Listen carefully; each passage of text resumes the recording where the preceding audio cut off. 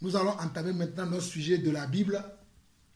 Et je dis de la Bible, de l'Église. Mais maintenant, je vais vous poser la question. Puisque nous sommes tous là comme Église, est-ce que quelqu'un a quelque chose à dire par rapport à ça? Est-ce que vous avez peut-être un détail à me donner par rapport à ce que c'est que l'Église? Peut-être vous connaissez déjà ce que c'est que l'Église. Est-ce que vous avez peut-être un éclaircissement par rapport à ça sur l'Église? Je parlais de ça ce matin.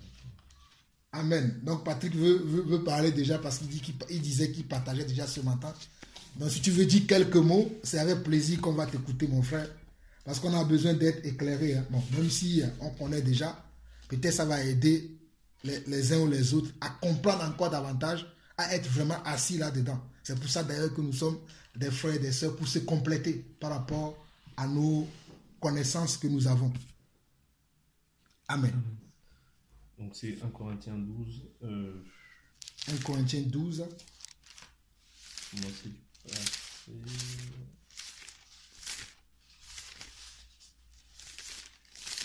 verset 4. On va commencer du verset 4 jusqu'au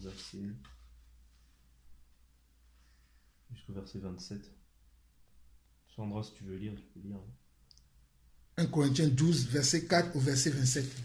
Ok. Il y a une diversité de dons, mais le même esprit. Diversité de ministères, même le même Seigneur. Diversité d'opérations, même le même Dieu, qui opère tous, tout en tous. Or, à chacun la manifestation de l'esprit est donnée pour l'utilité commune. En effet, à l'un est donné par l'esprit une parole de sagesse, à un autre une parole de connaissance selon le même esprit. À un autre la foi par le même esprit, à un autre le don des guérisons par le même esprit, à un autre le don d'opérer des miracles, à un autre la prophétie, à un autre le discernement des esprits, à un autre la diversité des langues, à un autre l'interprétation des langues. Un seul et même esprit opère toutes ces choses, les distribuant à chacun en particulier comme il veut. Car comme le corps est en un et a plusieurs membres, et comme les membres du corps malgré leur nombre ne forment qu'un seul corps, ainsi en est-il de Christ. Nous avons tous en effet été baptisés dans un seul esprit pour former un seul corps, soit juif, soit grec, soit esclaves, soit libres, et nous avons tous été abreuvés d'un seul esprit. Ainsi, le corps n'est pas un seul membre, mais il est formé de plusieurs membres. Si le pied disait « parce que je ne suis pas une main, je ne suis pas du corps », ne serait-il pas du corps pour cela? Et si l'oreille disait « parce que je ne suis pas un œil, je ne suis pas du corps », ne serait-elle pas du corps pour cela? Si tout le corps était œil, où se trouverait lui? Et s'ils étaient tous lui, où serait l'odorat? Maintenant, Dieu a placé chacun des membres dans le corps comme il a voulu. Si tous étaient un membre, où serait le corps? Maintenant donc, il y a plusieurs membres, il y a un seul corps. L'œil ne peut pas dire à la main, je n'ai pas besoin de toi, ni la tête dire aux pieds, je n'ai pas besoin de vous. Jusqu'au verset 27. Mais bien plutôt, les membres du corps qui paraissent étaient les plus faibles sont nécessaires. Et ceux que nous estimons être les moins honorables du corps, nous les entourons d'un plus grand honneur.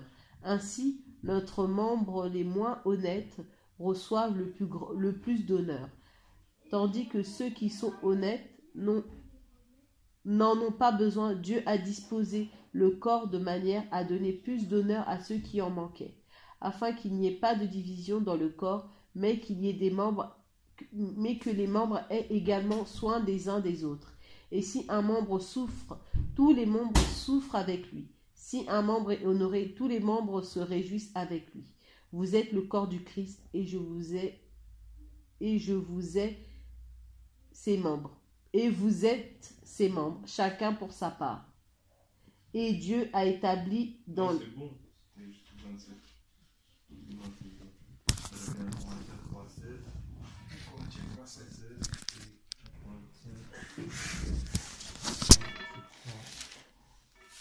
Corinthiens 6, 15 1 Corinthiens 3,16. 3,16 et 1 Corinthiens 6, verset 15 à 17. Verset 15. Bon, moi je lis 1 Corinthiens 3,16. 1 Corinthiens 3,16 dit, ne savez-vous pas que vous êtes le temple de Dieu et que l'Esprit de Dieu habite en vous? Tu as dit aussi 1 Corinthiens 6, verset combien? De 6, 15 au 20. 15 à 20. Il dit, 1 Corinthiens 6, verset 15 à 20, il dit, ne savez-vous pas que votre corps sont des membres de Christ? Prendrai-je donc les membres de Christ pour en faire les membres d'une prostituée? Loin de là. Ne savez-vous pas que celui qui s'attache à la prostituée est un seul corps avec elle, car il est dit, les deux deviendront une seule chair. Mais celui qui s'attache au Seigneur est avec lui un seul esprit. Fuyez la débauche, quelque autre péché qu'un homme commet, ce péché est hors du corps. Mais celui qui se livre à la débauche pêche contre son propre corps. Ne savez-vous pas que votre corps est le temple du Saint-Esprit qui est en vous, que vous avez reçu de Dieu et que vous ne vous appartenez point à vous-même? Le 20. Car vous avez été rachetés à un grand prix. Glorifiez donc Dieu dans votre corps et dans votre esprit qui appartiennent à Dieu. Amen. Les versets que j'avais partagés moi ce matin, j'en ai partagé un parmi les trois. Au verset 27 de 1 Corinthiens 12, il dit, vous êtes le corps de Christ et vous êtes ses membres, chacun pour sa part. Amen. Pour moi, l'église, c'est l'église pour moi c'est le corps de Christ, dans un premier temps. Et nous sommes simplement les membres du corps du Christ. Donc, nous sommes tous frères, comme il l'a dit, vous êtes tous frères dans le Seigneur. Et puis voilà. Voilà, Dieu habite en nous. Nous sommes des pierres vivantes. Nous sommes ici, par exemple, dans cette assemblée aujourd'hui dans laquelle nous sommes là pour pouvoir nous édifier les uns les autres et peut-être apporter un plus à ceux que peut-être nous avons reçus dans la semaine. Voilà. Dieu nous a tous donné des dons à chacun et nous sommes là pour les mettre au service de l'Église. Moi, c'est comme ça que je définis l'Église. Amen. Après, je ne sais pas s'il y a d'autres personnes qui ont besoin d'ajouter quelque chose par rapport à ça. Est-ce que quelqu'un, Patrick, lui, a donné sa définition, hein, vous avez tous écouté en partageant 1 Corinthiens 12, du verset 4 jusqu'au verset 27 avec nous. Et il a fait sa conclusion à partir du verset 27, parlant de 1 Corinthiens 12, en disant que non, on voit que vers le verset 27, on nous dit que nous sommes tous les membres du corps du Christ, chacun selon la grâce que Dieu nous a impartie. Et comme on voyait les versets avant, seulement on dit, est-ce que l'œil pouvait dire qu'il ne fait pas partie du corps s'il n'est pas l'odorat? Est-ce que l'odorat aussi peut dire s'il ne fait pas partie du corps s'il n'est pas l'ouïe? Donc en quelque sorte, pour Patrick, nous sommes tous, chacun, c'est nous qui formons l'Église, c'est-à-dire nous qui sommes sauvés. Si je dis mal, tu peux me corriger. Hein. Nous qui sommes sauvés, chacun, nous sommes les membres du corps du Christ. Si nous qui sommes sauvés, nous sommes chacun les membres de son corps. Quand nous sommes sauvés, selon la mesure du don que Dieu a imparti à chacun d'entre nous. Et après, il a aussi ajouté 1 Corinthiens 3, 6, qui dit aussi que ne savez-vous pas que vous êtes que vous êtes le temple de Dieu. Après, il a pris 1 Corinthiens chapitre 6, versets 15 à 20, qui parle aussi du corps du Christ, et en disant que Dieu nous a rachetés à un grand prix. Et vous tous, vous savez que Dieu nous a rachetés à un grand prix en mourant sur la croix. Le sang qu'il a versé sur la croix de Golgotha, c'est ce sang-là qui nous purifie de tout péché. C'est ce sang-là qui nous fait rentrer dans l'église dans laquelle lui-même il est la tête. Et chacun est ses membres. Moi, j'ai compris selon ce que lui il a dit. Hein. Lui-même, il est la tête.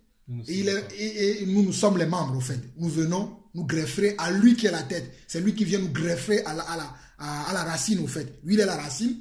Et c'est nous sommes les membres. Il vient nous greffer à lui au travers de son sang. Donc, c'est la compréhension qu'il a de l'église. Et c'est une bonne compréhension de l'église. Parce que l'église, ce n'est pas un endroit. La maison de Patrick n'est pas l'église. Hein. Ah, où est votre église? Ah, c'est au 5 Square Bezas, 91 000 coups. Non, c'est pas ça l'église. Hein. Quand on te dit, il est où votre église? Je suis l'église. Moi, quand je dis ça, ça choque souvent les gens. Tu pries où? Mais je prie chez moi. Ils sont toujours choqués. Comment tu pries chez toi? Tu ne vas pas prier? Non, je dis, je prie chez moi. Maintenant, je ne tasse pas celui qui prie à l'église que non, lui, il est dans le faux. Amen. Ça, c'est pas aussi la vérité. Amen. Celui qui prie à l'église, celui qui prie dans un bâtiment, il n'est pas forcément dans le faux. Maintenant, lorsqu'ils vont se réunir dans le bâtiment, s'ils font des choses qui ne sont pas dans la Bible, là, c'est là où ils sont dans le faux. Mais s'ils sont réunis dans le bâtiment, ils font ce qui est écrit dans la Bible, comme nous qui sommes réunis dans cette maison, si nous faisons ce qui est écrit dans la Bible, nous sommes l'église, ceux qui sont aussi dans un endroit plus grand que nous, parce que moi, je considère les bâtiments comme ils sont plus grands que nous. S'ils font ce qui est écrit dans la Bible, ils sont aussi dans une église. Amen. Parce que l'église, si on veut parler de l'église selon la chair, c'est-à-dire, c'est un assemblée de groupements de personnes. Et nous savons qu'on peut se réunir, se regrouper que soit dans un endroit public, c'est-à-dire un endroit qui peut recevoir beaucoup de personnes. Donc, soit une maison, soit un hangar ou bien une place publique, ou soit un temple. Donc, que ce soit le temple, que ce soit un hangar, que ce soit une maison, tout ça là, ce sont des types d'églises. Quand je dis des types d'églises, je parle des types d'églises physiques. Mais l'église de Dieu, elle est spirituelle. Elle est spirituelle dans le sens où 1, 2, 3, 4, 5, 6, selon le nombre de gens qui croient sur la terre et qui marchent. Je précise, c'est là où il y a la différence. Et qui marche selon la parole de Dieu. C'est ça l'église de Dieu. Parce que c'est là où moi, bon, je ne sais pas si quelqu'un veut ajouter avant que je ne rentre dans ce que j'ai prévu dire. C'est peut-être quelqu'un d'autre a quelque chose à ajouter avant. Vas-y Patrick, si tu es inspiré encore à nous apporter quelque chose, peut-être aujourd'hui tu vas nous enseigner. Donc il y a déjà en fait, quand Christ a parlé à Pierre dans Matthieu 16. Matthieu 16, oui. À partir du verset 16, qui lui dit Simon Pierre répondit, tu es le Christ, le Fils du Dieu vivant. Jésus reprit la parole et lui dit, tu es heureux, Simon, fils de Jonas, car ce ne sont pas la chair et le sang qui t'ont révélé cela, mais mon Père qui est dans les royaumes des cieux. Et moi, je te dis que tu es Pierre et que sur cette pierre, je bâtirai mon église, et que les portes du séjour des morts n'y prévaudront pas contre elle. Je te donnerai les clés du royaume des cieux. Ce que tu lieras sur la terre sera lié dans les cieux, et ce que tu délieras sur la terre sera délié dans les cieux. Donc, en fait, Christ, là, à ce moment-là, il dit à Pierre, parce qu'il a répondu correctement, il lui dit que ce n'est pas la chair et le sang, donc ta propre pensée, qui t'a révélé ces choses-là, mais c'est Dieu qui t'a révélé ces choses-là. Et ensuite, par la suite, il lui dit, et moi je te dis que tu es Pierre, et que sur cette pierre, je bâtirai mon église. Donc on voit déjà que c'est l'église de Christ, et non pas un lieu, un endroit qui va définir une assemblée ou une église. Parce que moi j'ai un exemple là, la semaine passée, je crois, j'étais au travail. Il y a un monsieur qui me voit lire la Bible à la réception. Il me dit, ah, t'es chrétien? J'ai dit, oui, je suis chrétien. Tu pries à quelle église? Je dis, non, j'ai pas d'église, parce que en gros, je suis l'église. Mais si tu veux me situer, je prie chez moi. J'ai pas d'église. Et limite, directement, il m'a plus parlé. Il m'a vu, il a dû dire dans lui, il est sectaire. Tu vois, je l'ai ressenti au plus profond de moi. J'ai laissé. Je dis, bon, c'est inutile. Il est parti après directement. Et j'aurais aimé vraiment parler avec lui, qu'on ait un partage, qu'on puisse discuter. Mais dès lors où j'ai vu que après ça, il est parti, je me suis dit, bon, c'est quelqu'un peut-être qui dans sa tête est formaté à un type d'église ou à un type de lieu particulier. Parce que moi, je me dis toujours, parce que parfois j'ai des partages avec certains chrétiens, ils disent, oh oui, l'église là-bas. Je dis, mais non, que ce soit l'église là-bas, que ce soit l'église de maison, pour moi, ça tient qu'à moi, pour moi, c'est pas l'endroit qui va te définir que tu sois dans une église, mais c'est l'attitude, comme tu viens de dire, l'attitude et la manière dont vous célébrez Dieu. Parce que il y a un passage là je crois que c'est 1 Corinthiens 14 qui nous montre comment est-ce que le culte doit se dérouler. 1 Corinthiens 14, 26, hein, ouais, c'est ça. 14, 26. Tu vois, qui nous montre comment le culte doit se dérouler. Il dit, que faire donc, frères, lorsque vous vous assemblez? Chacun a-t-il un cantique, une instruction, une révélation, une langue, une interprétation, que tout se fasse pour l'édification. Si l'un parle en langue, tout au plus 2 ou 3, et encore chacun à son tour, qu'il y en ait qu'il y en ait un aussi qui interprète. S'il n'y a pas d'interprète, qu'on se taise dans l'église, qu'on parle à soi-même et à Dieu. Pour les prophètes, que 2 ou 3 parlent et que les autres jugent. Un autre assistant a-t-il une révélation, que le premier se taise. Car vous pouvez tous prophétiser successivement, afin que tous soient instruits et que tous soient exhortés. Les esprits des prophètes sont soumis aux prophètes. Bon, moi je voulais m'arrêter au verset 31. C'est en fait qui montre vraiment le déroulement de l'église et comment on doit célébrer Dieu. Vraiment, moi en fait, à partir de là, je me dis que vous pouvez même être dehors, même être sous un arbre, dans un parc, tant que ce déroulement-là est respecté, pour moi, il n'y a pas de lieu établi. Tu vois, bon, avant, en fait, la religion nous a inculqué qu'il fallait aller à un endroit. Ça, c'est la religion qui nous a inculqué ça, mais la parole, plus on la lit en profondeur, plus l'esprit nous conduit, et les enseignements aussi, les bons enseignements qu'on a reçus, nous montrent qu'il n'y a rien à voir avec tout ça. Parce qu'il y a des gens aussi qui disent que l'église, c'est pas un lieu, l'église, c'est se réunir dans une maison. Mais moi, je me dis que ce soit l'église, comme tu le dis, si c'est conforme à la manière de célébrer, à la manière de la parole, ben moi, je vois pas en quoi ils seront moins bons ou meilleurs que nous. D'autant plus qu'il n'y a pas de moins bon ou de meilleur. C'est juste comment ton esprit est disposé pour servir le Seigneur. Moi, c'est comme ça que je vois la chose. Et après, j'avais juste Matthieu 18, verset 20, qui dit car là où 2 ou 3 sont assemblés en mon nom, je suis au milieu d'eux. Donc voilà, j'avais juste ces 2 versets-là à partager. Donc là, moi, je crois fermement dans ma foi, je crois que le Seigneur est au milieu de nous, parce que déjà que même quand je suis seul, je crois que l'Esprit du Seigneur est avec moi, parce que Christ, lui-même sur terre, il avait dit, je crois que c'était les pharisiens, il lui avait posé une question, il a dit... Mon père, je crois que c'est Jean qui parle de ça, Jean 10, je crois, quelque chose comme ça, ou Jean 6, ou Jean 8, ou Jean 6. Il dit, mon père témoigne de moi, en fait, mon père témoigne de moi, c'est-à-dire que il disait, oui, non, ils l'ont dit, non, tu te rends témoignage à toi-même, tu te rends témoignage à toi-même, il a dit, non, même si je me rends témoignage à moi-même, mon témoignage n'est pas faux, parce que mon père rend témoignage de moi, de mes œuvres. Donc, moi, je crois même que quand je suis seul, le Seigneur est avec moi, parce que l'Esprit du Seigneur est en moi. L'Esprit du Seigneur est en moi. Donc Dieu est avec moi. Donc voilà quoi. Je pense que Dieu est avec moi partout où je vais. Donc, je suis une église volante. Partout où je vais, je dois en fait honorer le Seigneur, ne pas me souiller que ce soit par mes pensées, ou bien me repentir et avancer.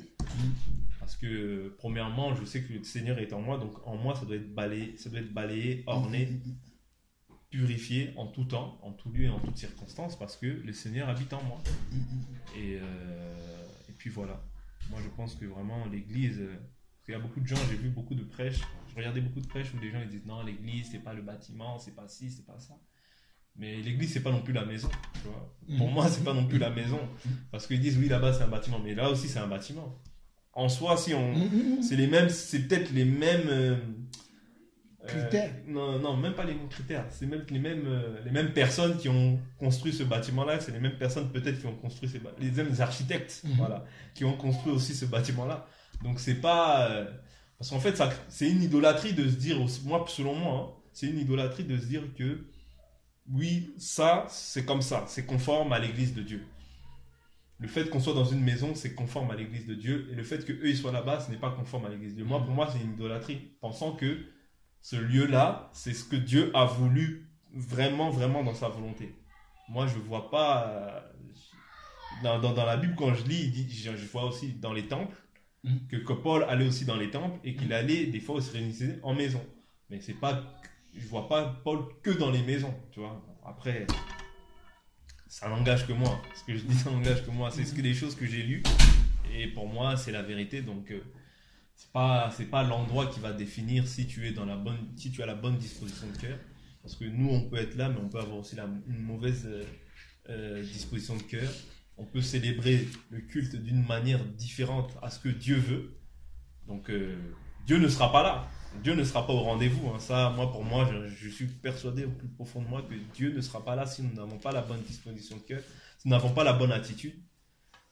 Si nous ne célébrons pas Dieu de la manière dont il veut que nous le célébrons, l'Esprit de Dieu ne sera pas au milieu de nous. Moi, j'y crois fermement. Donc, après, chacun a sa façon de penser. Je vais laisser les autres aussi s'exprimer s'ils ont besoin d'ajouter quelque chose par rapport à cela. Amen. Amen. C'est tellement bon le partage qu'on fait. Les chrétiens aujourd'hui, au lieu de parler des choses importantes, ils sont là. Ça, c'est des sujets importants qu'on doit savoir. De parler de l'église, c'est quoi l'église? Parce qu'il y a des gens aujourd'hui, parce que nous on prie dans une maison, ils vont nous voir, c'est un secte. Ils prient dans les maisons, ils prient dans le parc. C'est quelle église ça? Ils n'ont pas d'endroit fixe. Ils sont là. Oui, nous sommes une église ambulante, nous sommes l'église de Jésus-Christ. On peut prier partout. Du moment où on est réunis en 2 ou 3 personnes et que l'Esprit de Dieu descend au milieu de nous, on devient l'église du Seigneur et on partage selon que l'Esprit nous conduit. Tout à l'heure, tu as parlé de l'apôtre Paul et cela me rappelle, parce que j'avais fait un enseignement sur ça, et qu'on peut retrouver même sur notre chaîne YouTube. J'avais fait un enseignement sur l'église où je voulais reprendre un peu tous les frères qui disent de gauche, parce que nous prions dans la maison, on est dans la vérité. Je dis non, c'est pas ça. Parce qu'ils prient dans les temples, ceux qui sont dans les temples, parce que nous prions dans les temples, parce qu'ils priaient, ils partageaient leur pain. Bon, ils se basaient sur Actes chapitre 2, on va lire ça, dans Actes chapitre 2. Dans Actes chapitre 2, à partir du verset 41. Actes chapitre 2, verset 41 à 47, il disait, ceux qui acceptèrent sa parole furent baptisés, et en ce jour-là, le nombre des disciples augmenta d'environ 3000 âmes. Il y en a qui disent que comment on peut garder 3000 âmes dans une maison? C'est pour ça qu'ils ont construit des temples. Mais on va lire la suite. Ils persévéraient dans l'enseignement des apôtres, dans la communion fraternelle, dans la fraction du pain et dans les prières. La crainte s'emparait de chacun et il se faisait beaucoup de prodiges et de miracles par les apôtres. Tous ceux qui croyaient étaient dans le même lieu et ils avaient tout en commun. Ils vendaient leurs propriétés et leurs biens et ils en partageaient le produit entre eux tous, selon les besoins de chacun. Ils étaient chaque jour tous ensemble assidus au temple. Regardez, il y a un temple ici. Ils sont assidus au temple. À quel temple? Bon, on voit que c'était le temple de Salomon de l'époque. Je ne sais pas si c'est le temple, c'est vraiment le temple de Salomon, parce que je n'ai pas de détails ici. On nous dit qu'ils sont assidus au temple. Quel temple? Parce qu'il y avait plusieurs temples à Jérusalem. Il y avait plusieurs temples. Donc, on ne sait pas quel temple. Donc, on ne peut pas dire que c'est forcément le temple de Salomon ou bien c'est forcément le grand temple qu'il y avait à Jérusalem. Bon, ils rompaient le pain dans les maisons et prenaient leur nourriture avec joie et simplicité de cœur, louant Dieu et trouvant grâce auprès de tout le peuple. Et le Seigneur ajoutait chaque jour à l'église ceux qui étaient sauvés.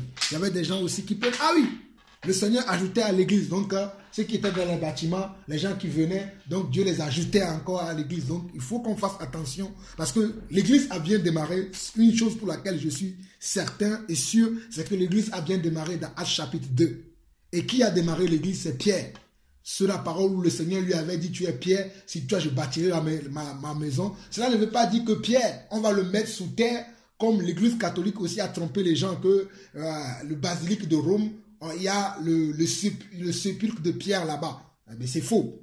Parce que Pierre est mort, je ne sais même pas où il est enterré. Je ne peux pas vous dire que je sais là où il est enterré. Mais Pierre a été tué comme un martyr, selon les histoires. Mais ce que je suis sûr, ce pour lequel je suis sûr, c'est que Pierre est celui à qui Dieu a dit, tu es Pierre, sur toi je bâtirai mon église. C'est-à-dire, c'est toi qui vas démarrer mon église. C'est toi qui vas ouvrir la porte à mon église. Et c'est grâce à Pierre, au discours de Pierre. Parce que si nous lisons le chapitre 2 là, de Actes, si nous lisons du premier verset jusqu'au verset 37, où ces hommes ont posé la question à Pierre et aux autres apôtres, hommes, que ferons-nous? Il y avait eu Pierre qui avait fait un discours ce jour-là. Il y avait eu Pierre qui avait fait un discours ce jour-là. Et c'est à la suite de ce discours que les hommes ont posé la question, hommes, frères, que ferons-nous? Et ce discours que Pierre avait prononcé, c'était ce que Jésus lui avait dit, que sur toi je bâtirai mon église. C'est-à-dire, c'est toi qui vas apporter le message. C'est-à-dire, c'est toi qui vas apporter le message de repentance. C'est toi qui vas apporter le message de salut. C'est toi qui vas apporter le message de la vie. C'est toi qui vas apporter le message du royaume. C'est ce que Jésus voulait lui dire. Ce n'est pas que Pierre, physiquement, va être tué, qu'on va créer une église dessus. Non. Ça aussi, c'est une pensée fausse. Et si vous voyez bien, ce jour-là, est-ce qu'on a tué Pierre? Non. Il a juste parlé. Il a parlé de qui? Il a parlé de Jésus. Il a parlé de Yeshua. Il a parlé de Dieu. aux gens. Et les gens ont été touchés dans leur cœur. Et quand ils ont été touchés, ils ont posé la question. Et quand ils ont posé la question, Pierre leur a donné la réponse en sachant que vous devez vous repentir et que vous devez vous baptiser et vous recevrez le don du Saint-Esprit et vous deviendrez des témoins de Dieu. Et c'est là que l'église a commencé. C'est comme ça que l'église a commencé. Et après, ils se réunissaient dans les maisons. Tous ensemble, ils se réunissaient dans les maisons. Ils se réunissaient aussi dans le temple. Mais quand ils allaient dans le temple, si vous lisez la suite à partir du chapitre 3, quand ils allaient dans les temples, ils dérangeaient les gens dans les temples. D'ailleurs, quand vous voyez déjà à partir du verset 3, on nous dit que Pierre et Jean allaient au temple. Est-ce que quand ils allaient au temple, ils allaient les associer aux gens qui sont dans le temple pour commettre les mêmes choses que les gens faisaient dans le temple? Non. Ils allaient dans le temple pour amener la vraie pensée de Dieu, la bonne doctrine de Dieu, comment on doit vraiment adorer Dieu. C'est ça qu'ils amenaient dans les temples. Parce que quand vous lisez le chapitre 3, quand ils allaient au temple, ils ont fait un miracle. Mais quand ils sont arrivés au temple, ils ont commencé à parler. Parce que quand vous regardez dans le chapitre 3, à partir du verset 12, on nous dit que Pierre, voyant cela, dit au peuple, hommes israélites, pourquoi vous vous étonnez de cela? Pourquoi avez-vous les regards fixés sur nous, comme si c'était par notre propre puissance ou par notre piété que nous avons fait marcher cet homme? Bon, là, il parle du miracle. Mais quand vous voyez à partir du chapitre 5, à partir du chapitre 5, le verset 20, on dit que les apôtres allaient dans le temple. On dit, chapitre 5, verset 20, il dit, le Seigneur leur a parlé. Hein. On peut lire même à partir du verset 17. Parce que là, l'église a commencé, les gens ont commencé à s'agiter un peu partout dans Jérusalem lorsque Dieu a commencé à susciter des gens. L'église a commencé à naître. Pas l'église dans la chair, hein, mais l'église spirituelle de Dieu. Les consciences ont commencé à être touchées. Les gens ont commencé à savoir que Jésus-Christ était vraiment le Fils de Dieu. Parce que malgré qu'il n'est plus là, les apôtres ont commencé à faire les mêmes choses qu'ils faisaient. Donc il y avait un mouvement de trouble à Jérusalem. Et Dieu envoyait les apôtres parler dans les temples. Et qu'est-ce que les apôtres allaient dire dans les temples? On nous dit à partir du verset 17 que cependant, le souverain sacrificateur et tous ceux qui étaient avec lui, savoir le parti des Sadducéens, se levaient remplis de jalousie, mit la main sur les apôtres et les jetait dans la prison publique. Mais un ange du Seigneur, ayant ouvert pendant la nuit les portes de la prison, les fit sortir et leur dit, allez, tenez-vous dans le temple et annoncez au peuple toutes les paroles de cette vie. Donc quand les apôtres allaient dans le temple, ils n'allaient pas dans le but de s'associer à ce qui se passait dans les temples. Ils allaient dans le but de réformer les temples, au fait. Il allait dans le but de réformer les temples. Donc nous devons, jusqu'aujourd'hui, nous devons réformer les temples qui sont là. On ne va pas leur dire, vous êtes dans la vérité, fermez tout, allez dans... Non, vous devez réformer ce que vous faites au milieu de vous, parce que c'est ce que les apôtres ont fait. Et on voit à partir du verset 21, ayant entendu cela, ils entraient dès le matin dans le temple et se mirent à enseigner. Les apôtres allaient dans le temple et ils enseignaient. Ils ne disaient pas que les gens qui étaient dans le temple, ils sont dans le fond, on n'a plus de communion avec eux. Non, ils allaient dans ce temple-là et ils enseignaient dans le temple. Ils leur parlaient de la vérité. Ils leur disaient la vérité parce que c'est eux qui détenaient la vérité. Ils ne pouvaient pas le garder pour eux. Il faut qu'ils aillent dans les temples. Vous voyez notre rôle aujourd'hui? Notre rôle, c'est d'aller dans les temples.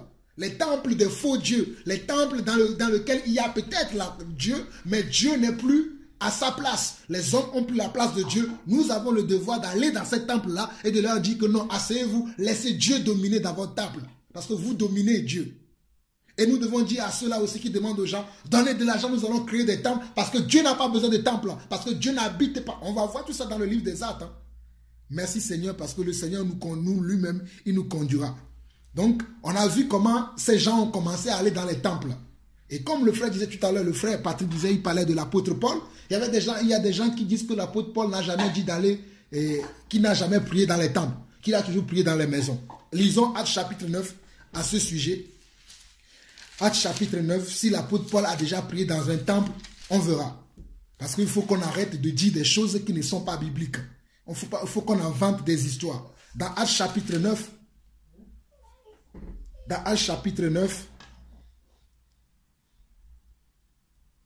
c'est là où l'apôtre Paul a rencontré le Seigneur, Actes chapitre 9, à partir du verset 2.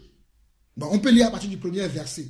On dit cependant, Saul, respirant encore la menace et le meurtre contre les disciples du Seigneur, se rendit chez le souverain sacrificateur et lui demanda des lettres pour les synagogues. Regardez, pour les synagogues. Un synagogue, c'est quoi? C'est un temple. Donc, si nous disons aujourd'hui que les temples ne sont pas de Dieu, nous sommes aussi dans le faux. Parce qu'on peut être dans une synagogue et prier Dieu. Paul avait demandé les lettres pour aller dans les synagogues de Damas afin que s'il trouvait des partisans de la nouvelle doctrine. Regardez, ça veut dire qu'à l'époque, oh merci Seigneur, la parole de Dieu révèle des choses. Je n'avais même pas vu cette pensée-là. Mais pendant que je lis le verset, le Seigneur m'éclaire. Il dit, afin que s'il trouvait des partisans de la nouvelle doctrine. Ça veut dire que lorsque les apôtres ont commencé à faire leur travail, il y avait des synagogues qui ont commencé à changer leur manière de marcher. Merci Seigneur, ta parole est vraie. Il a dit, s'il trouvait quoi? Des partisans de la nouvelle doctrine, hommes ou femmes, il les amenait liés à Jérusalem. Donc, on peut être dans un temple, mais quelle est la doctrine que nous mettons en marche dans le temple? Quelle est la doctrine que nous pratiquons dans le temple? Quelle est la parole que nous pratiquons dans le temple? Que ce soit une temple maison, que ce soit une temple, un grand bâtiment, qu'est-ce que nous pratiquons là-dedans? C'est ça qui est le plus important. Et comme il était en chemin et qu'il s'approchait de Damas, et vous savez la suite, comment il a rencontré le Seigneur dans ce chapitre-là, 9 là. Paul allait où? Il allait dans les synagogues. Mais les gens vont dire que Paul a toujours allé dans les maisons. Maintenant, Paul lui-même va dire quelque chose dans Actes chapitre 21, si je ne me trompe pas. 21 ou 22. Paul lui-même, voilà, chapitre 22. C'est Paul même qui raconte cette histoire. Et c'est pour ça que vous devez lire la Bible, hein, le livre des Actes. Ça comporte beaucoup d'histoires. Actes chapitre 22, verset 17. Bon, je vous épargne du premier verset parce qu'il y a beaucoup de versets à partager dans le livre des Actes. Je prends les versets clés pour que vous puissiez comprendre. Mais après, si vous avez le temps, lisez vous-même à tête reposée le chapitre 22. Actes chapitre 22, à partir du verset 17, Paul dit, de retour à Jérusalem, comme je priais dans le temple. Waouh, Paul priait dans un temple. Paul dit quoi? De retour à Jérusalem, comme je priais dans le temple, je fus ravi en extase. Donc ceux-là qui disent que Paul a toujours prié dans les maisons, uniquement que dans les maisons, moi-même je pensais ça. Mais Dieu m'a révélé que frère, arrête de dire n'importe quoi, ce n'est pas ça. Et c'est là où Dieu m'a enseigné sur l'église, ce que c'est que l'église. Il m'a beaucoup expliqué ce que c'est que l'église. Et j'ai fait une vidéo à ce sujet qui est sur la chaîne YouTube où je parle de l'église. C'est quoi la vraie église? J'ai parlé de ça.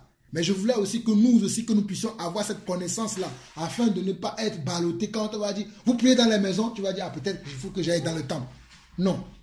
L'église n'a rien à voir avec le temple, avec une maison, mais l'église, c'est nous. Mais on peut prier dans un temple. On dit, de retour à Jérusalem, comme je priais dans le temple. Paul priait dans un temple. Je fus ravi en extase. Et je vis le Seigneur qui me disait, hâte-toi et sors promptement de Jérusalem, parce qu'ils ne recevront pas ton témoignage sur moi. Vous voyez pourquoi je vous dis qu'on ne peut pas sortir comme ça pour évangéliser. Il faut un carnaval, il faut un plan. Paul priait dans le temple. Le Seigneur va venir se révéler à lui, va lui dire, sors de Jérusalem. Parce que les gens de Jérusalem ne vont pas recevoir ta parole. Va prêcher ailleurs parce que tu vas perdre ton temps. Tu vas parler à ces personnes-là, à ces gens-là, mais ils ne vont pas t'écouter. Et c'est ce que Dieu a dit à Paul. Il dit, hâte-toi et sors promptement de Jérusalem, parce qu'ils ne recevront pas ton témoignage sur moi. Et j'ai dit, Seigneur, ils savent eux-mêmes que je faisais mettre en prison et battre de verge dans les synagogues. Regardez, Paul battait de verge dans les synagogues. Synagogue, c'est quoi? C'est un temple. Synagogue, c'est quoi? C'est une église. Je parle d'une église charnelle, bien sûr. Une église physique. Il dit, ceux qui croyaient en toi et que lorsqu'on répandit le sang d'Étienne, ton témoin, j'étais moi-même présent, joignant mon approbation à celle des autres et gardant les vêtements de ceux qui le faisaient mourir. Alors il me dit, va, je t'enverrai au loin vers les nations. Donc Dieu a envoyé Paul après vers les nations pour attirer les nations à rentrer dans le royaume de Dieu. C'est grâce à Paul que l'évangile est arrivé en Europe, est arrivé dans les contrées de l'Europe, de l'Asie. Paul a beaucoup prêché. Vous allez voir dans les livres de Corinthiens, Paul parle beaucoup de l'œuvre qu'il a fait en Asie. C'est Paul qui a amené le message en Asie. Peut-être qu'il y avait d'autres apôtres, mais on a beaucoup entendu parler de Paul, selon les Écritures, bien sûr.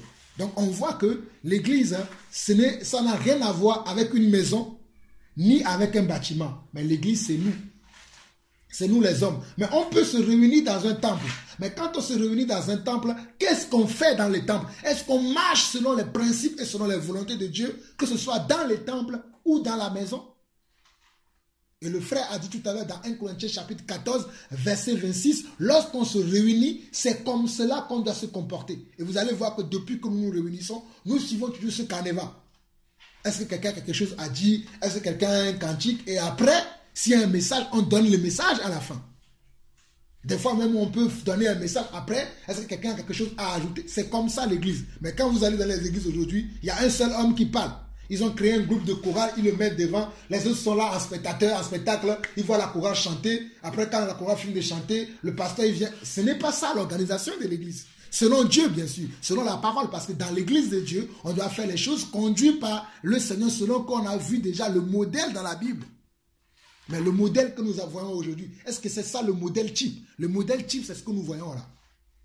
L'église, c'est tous ceux qui ont été sauvés, ceux qui ont reçu le Seigneur. Ils se réunissent là où ils peuvent se réunir. Ils peuvent se réunir dans les maisons, comme ils peuvent se réunir dans un temple. Le fait d'être dans un temple n'est pas un péché. Le fait d'être dans une maison n'est pas un péché. Mais le comportement, l'attitude, la manière dont nous présentons nos cultes dans le temple ou dans les maisons, c'est ça qui peuvent être un péché devant Dieu. Si nous présentons un culte avec un cœur rempli de péché, en étant dans le temple, en faisant des abominations devant le Seigneur, que ce soit dans le temple ou dans la maison, Dieu ne va pas recevoir notre culte comme un parfum d'une agréable odeur. Donc ça, il faut que cela soit clair entre nous, que ce n'est pas ceux qui sont dans les bâtiments pour qu'on puisse les tasser. Ah, ils sont dans les bâtiments, ils sont dans les faux. Mais je suis d'accord avec vous qu'aujourd'hui, quand on voit certaines églises, bâtiments entre guillemets, ou même certaines églises de maison, on est sûr qu'ils ne sont pas dans la vérité par rapport à ce qu'ils font. Dans ces églises-là, on le sait. Par exemple, je ne peux pas dire que l'église catholique est de Dieu, même si tout ce qu'ils font. Et je cite ça, il n'y a pas que ça. Hein. Il y a même certaines églises protestantes, parce que dans l'église catholique, on voit l'idolâtrie tout de suite. Lorsque tu rentres, tu vois Jésus là, sur la croix, alors que Jésus n'est plus sur la croix. Tu vois des statues de Marie, des statues des saints partout dans cette église-là. Tu vas chez les protestants, tu vois une croix toujours sur leur église. Est-ce que c'est la croix qui prouve que c'est... Je ne comprends même pas pourquoi je vois toujours, quand tu vois une église quelque part, pour que tu saches que c'est une église, ils mettent toujours une croix dessus. Mais Jésus n'est plus sur la croix. Qu'est-ce qui va déterminer qu'on est de Christ? C'est notre manière de se comporter, parce que Jésus a dit, c'est par rapport à votre amour, par rapport à comment vous vous comportez, par rapport à comment vous vous agissez, qu'on saura que vous êtes mes disciples. Il n'a pas dit, mettez ma croix sur votre église, sur vos bâtiments là où vous priez, ou même mettez ma croix sur le cou, comme on voit certains prédicateurs aujourd'hui, tu les vois avec des grandes croix sur leur cou, sur leur chaîne, qu'ils mettent là au cou pour qu'on puisse savoir qu'ils sont serviteurs de Dieu. Non. Mais c'est par rapport au message qu'ils portent, par rapport au cœur qu'ils donnent dans l'évangile. C'est cela qui va me prouver que celui-là, il est un serviteur de Dieu. Mais ce n'est pas son apparence physique, mais c'est son apparence spirituelle qui va me dire qui il est. Est-ce qu'il est le serviteur de Dieu? Et dans ce même passage, on va voir ce que l'Église n'est pas, puisque nous parlons de ça. Commençons déjà par Actes chapitre 8.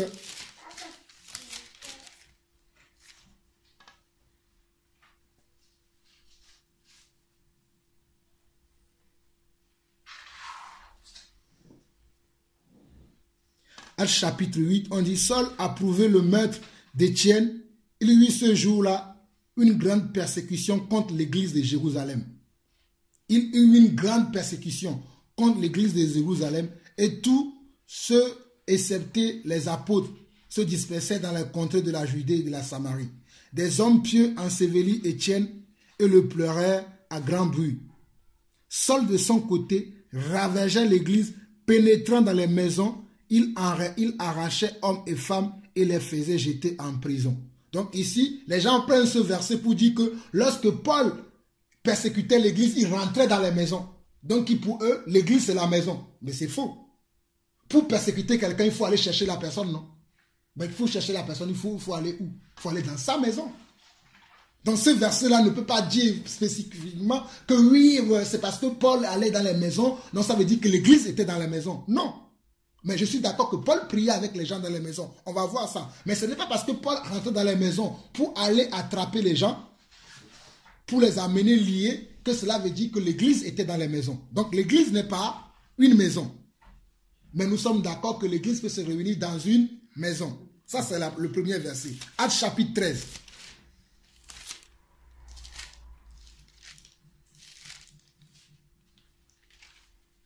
Actes chapitre 13.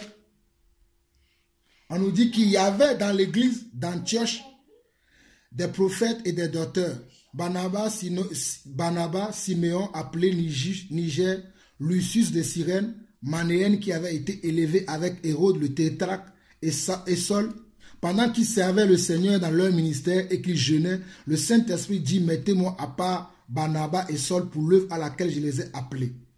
Après avoir jeûné et prié, ils leur imposèrent les mains et les laissèrent partir. Barnabas et Saul, envoyés par le Saint-Esprit, qu'est-ce qui envoie les gens? Le Saint-Esprit. Paul et Barnabas, envoyés par le Saint-Esprit, descendirent à celui-ci et de là, ils s'embarquèrent pour l'île de Chypre. Arrivés à la Samarie, ils annoncèrent la parole de Dieu dans les synagogues des Juifs. Paul est parti annoncer Christ où? Dans les synagogues des Juifs. Ils avaient Jean pour aide. Mais là où je veux attirer notre attention ici, on nous dit il y avait dans l'église d'Antioche. Est-ce que l'église d'Antioche c'est un bâtiment? Non, parce qu'il y avait dans la ville d'Antioche des chrétiens. Et on dit parmi cette église-là, c'est-à-dire parmi cette église, ces chrétiens d'Antioche, il y avait ceux qui étaient des docteurs, des prophètes, qui étaient là-bas. Et Paul aussi était avec eux là-bas. Mais un moment, pendant qu'ils servaient le Seigneur, chacun dans leur ministère, Dieu avait dit, mettez-moi à part Paul et Barnabas que j'ai appelé pour une autre mission. Donc l'église, ce n'est pas un endroit. Parce qu'on dit, il y avait dans l'église d'Antioche. Il y avait dans l'église d'Antioche. Donc on associait l'église à une ville. Donc dans cette ville-là, ce sont tous les croyants que Dieu va appeler son église. Et dans l'église d'Antioche, il y avait combien? Il citait le nom. Bon, on n'a pas cité le nom de toutes les personnes, mais on a cité ceux qui dirigeaient cette église-là. Ceux qui étaient les conducteurs de cette église-là, il y avait Barnabas et tous ces gens-là. Et après, Dieu va les appeler pour aller travailler ailleurs. Donc, on voit que l'église n'a rien à voir avec les bâtiments ou bien les murs. Mais l'église, ce sont des hommes. Parce qu'ici, on dit, il y avait dans l'église, c'est-à-dire il y avait parmi les chrétiens, il y avait parmi les disciples, il y avait parmi ceux qui ont cru. Est-ce que ça n'a rien à voir avec un mur? Non, on ne parle pas d'un mur ici.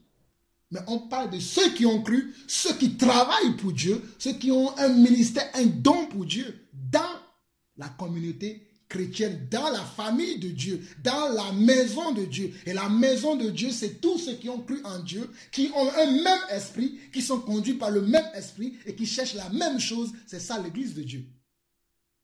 Les gens qui ont été touchés par le même Dieu, qui sont conduits par le même esprit et qui cherchent la même chose. Mais chacun selon le don et la grâce, selon ce que le frère Patrick nous a partagé dès le début sur 1 Corinthiens chapitre 12, que tel a reçu un tel don, tel a reçu un tel don, Ici on voit, on dit qu'il y avait dans l'église d'Antioche, Barnabas, des prophètes et des docteurs. Dans cette église, il y avait des prophètes et des docteurs. Barnabas, Simon, appelé Niger, Lucius de Cyrène, Manéen qui avait été élevé avec Hérode le tétrarque et Saul. Saul aussi était avec eux. Mais à un moment donné, Dieu va maintenant dire, je prends Barnabas et Saul que je veux envoyer ailleurs. Mais ils étaient dans l'église. Et si vous voyez dans la suite, on va dire que l'église a prié pour eux. C'était ici, c'est ici ou pas? On dit Actes chapitre 15, voilà. Actes chapitre 15, dans Actes chapitre 15, nous sommes toujours sur le sujet de l'église. Hein. Ce que l'église n'est pas. Dans Actes chapitre 15. Actes chapitre 15. Et là, vous allez comprendre pourquoi je partage la chose comme ça. Quelques hommes venus de Judée enseignaient les frères en disant, si vous n'êtes circoncis selon le rite de Moïse, vous ne pouvez être sauvés. Vous voyez? il y avait quelques hommes qui ont commencé à enseigner. Comme aujourd'hui on dit, si tu mets l'anneau, tu vas aller en enfer. Et à notre époque, les gens ne sont pas scandalisés pour s'asseoir pour dire non, il faut qu'on dise quelque chose. À l'époque des apôtres, les apôtres, quand il y avait des choses étrangères qui arrivaient dans l'église, ils s'asseyaient pour dire non. Ah, ça là, il faut qu'on fasse sortir ça. Il dit quoi? Quelques hommes venus de Judée enseignaient les frères en disant, si vous n'êtes circoncis selon le rite de Moïse, vous ne pouvez être sauvés. Paul et Barnabas eurent avec eux un débat et une vive discussion. Des fois, il y a certains débats qui sont utiles. Mais il faut savoir quand s'arrêter pour ne pas être que dans le débat, non. Paul a discuté avec eux. Et les frères décidèrent que Paul et Barnabas et quelques-uns de leurs monteraient à Jérusalem vers les apôtres et les anciens pour traiter cette question. On va aller vers les apôtres pour traiter cette question. Qu'est-ce qu'on doit faire de cette question? Est-ce qu'on doit circoncire les gens ou on ne doit pas les circoncire? Qu'est-ce qu'on doit faire? Il y en a qui disent oui, on doit les circoncire. Il y en a qui disent on ne doit pas les circoncire. Qu'est-ce qu'on fait? Bon, écoutez bien. Après avoir été accompagné par l'église, waouh! Dites-moi comment l'église, notre église ici, la maison là va nous accompagner. Si l'église c'est les bâtiments. Il dit après avoir été accompagné par l'église. Après avoir été accompagné par l'église, ça veut dire après avoir été accompagné par quoi? Les membres, comme le frère Patrick nous a dit. Ceux qui font partie de l'église, les membres de l'église, le bras, la main, le pied, l'ouïe, l'odorat, tous ces gens-là qui font partie de l'église ont accompagné l'église. C'est-à-dire l'église vers Jérusalem, vers l'église de Jérusalem. Parce que suivez, après avoir été accompagnés par l'église, ils poursuivaient leur route à travers la Phénicie et la Samarie, racontant la conversion des païens et ils causaient une grande joie à tous les frères. Arrivé à Jérusalem, il fut reçu par l'église. Dites-moi comment un bâtiment peut recevoir quelqu'un. Comment une maison peut recevoir quelqu'un. L'église n'a jamais été une question de bâtiment ni de maison. Mais l'église a été toujours question des hommes et des femmes. L'église a été toujours des questions des hommes et des femmes qui sont sauvés, qui marchent selon la parole de Dieu. C'est les hommes qui ont créé leurs histoires là, bâtiment, j'ai créé mon temple comme ça, temple de 7e jour, temple action de grâce, temple ceci. Mais l'église de Dieu a été toujours. Vous allez voir que dans la Bible, dans les livres des Actes des Apôtres, on n'a jamais donné un nom à l'église. On dit toujours l'église de Dieu qui est à Corinthe, l'église de Dieu qui est à Philippe, l'église de Dieu qui est à Antioche, l'église de Dieu qui est à Samarie. Parce que l'église appartient à Dieu. Mais regardez les types d'églises que nous avons aujourd'hui. Église les saints des derniers jours. Église le chemin de la croix. Église les affranchis du Seigneur. Église ceci, église cela. Non. L'église de Dieu doit toujours porter le nom de Dieu. Église de Dieu. Ce n'est pas l'église des hommes parce que Dieu a dit à Pierre, tu es Pierre, sur toi je bâtirai mon église. Est-ce que lorsque les gens ont cru, Pierre a dit maintenant, bon ok, je vais appeler mon église, église Saint-Pierre. Église des gens qui ont cru le jour de Pentecôte. Église pentecôtiste, il a dit ça. Vous voyez comment nous avons été infiltrés par des choses qui font qu'aujourd'hui les gens sont braqués. Lorsqu'ils te parlent, tu es pentecôtiste? Non, moi je suis juste un croyant. Ah, toi tu n'es pas... Je ne peux pas parler avec toi parce qu'on n'a pas la même doctrine. Non. À l'époque des apôtres, les apôtres partaient de ville en ville et ils étaient conduits par le même esprit. Ils étaient dans les mêmes enseignements, dans les mêmes doctrines. Quoique à leur époque, il y avait encore les fausses doctrines. Parce que vous voyez, il y a des gens qui venaient et disaient que circonciser les gens. Mais les apôtres arrivaient à régler cela. Non, ce n'est pas ça la vérité. Mais à notre époque, aujourd'hui, quand tu vas dire à quelqu'un, tu es dans un bâtiment où vous priez Simon Kibangou, oh non, toi tu juges. Simon Kibangou, tu sais ce qu'il a fait? Ben, crois à Dieu si Simon Kibangou a fait des choses. Mais est-ce que Simon Kibangou est Dieu? Ah, tu dis à quelqu'un, ah, l'église, les saints des derniers jours, ce n'est pas ça. L'église de Dieu, c'est les hommes qui ont cru, qui marchent dans la volonté. Oh non, il faut avoir un endroit. Regarde, dans Actes chapitre 2, ils priaient dans les temples. Donc notre temple, c'est ça. Non, ce n'est pas non plus ça. Parce qu'on voit ici qu'ils étaient, on dit que, réalisons encore, chapitre, verset 4 dit, arrivé à Jérusalem, il fut reçu par l'église. Il fut reçu par l'église, ça veut dire il fut reçu par qui? Par les hommes qui ont été sauvés. Il fut reçu par ceux qui représentent l'église. Et c'est les hommes qui représentent l'église. Ce ne sont pas les murs qui représentent l'église. Ce sont les hommes qui représentent l'église. Ce ne sont pas les murs. Que ce soit une maison ou un bâtiment, ce n'est pas les bâtiments qui représentent l'église, mais c'est nous les hommes. Donc c'est notre vie qui doit représenter Christ. C'est notre manière de parler, notre manière d'agir qui va représenter Christ devant les gens. Donc si nous nous comportons mal, on va juger l'église de Dieu. On va dire que voici comment l'église est. Si nous nous comportons bien, on dira aussi, regardez, ça, ce sont les vrais chrétiens, ce sont les vrais disciples de Jésus. Donc c'est notre comportement qui va donner envie aux gens de connaître davantage de Dieu, de connaître davantage de ce Dieu que nous disons que nous servons. Donc nous avons à traiter notre caractère, nous avons à reformer nos voies, comme la Bible dit, reformer vos voies pendant qu'il est encore temps. Car il y aura un temps qui va venir où nous ne pourrons plus travailler. Aujourd'hui, nous pouvons encore réformer nos voies, nous pouvons encore réformer nos pensées. Pour nous, la chrétienne, là, parce que nous prions dans la maison, on va penser que nous sommes meilleurs que ceux qui prient dans les bâtiments. Je vous assure, quand je dis ça, là, souvent les frères me disent, oh, tu dis n'importe quoi. Je vous assure que le jour que nous irons au ciel, nous allons voir des surprises. Nous allons voir même des catholiques qui vont être sauvés. Je vous assure, mes frères, parce que vous ne savez pas comment Dieu va sauver les gens. Dieu voit les gens qui sont dans l'église catholique, mais il voit leur cœur. Et il sait qu'au moment où la trompette va sonner, il sait comment il va les délivrer. Mais si moi je commence à dire qu'ils ne seront pas sauvés, je signe tout de suite que non, eux là, c'est fini, ils iront en enfer. C'est moi qui sauve les gens. J'ai besoin de leur parler de la vérité. Bien sûr, j'ai besoin de leur dire ce qu'est la vérité. Mais je n'ai pas besoin de leur dire que non, si vous continuez comme ça, vous allez aller en enfer. Ce n'est pas ça le message. Le message, c'est de dire que non, ce n'est pas ça la vérité. La vérité, c'est que Dieu est en toi. Sors de ces bâtiments.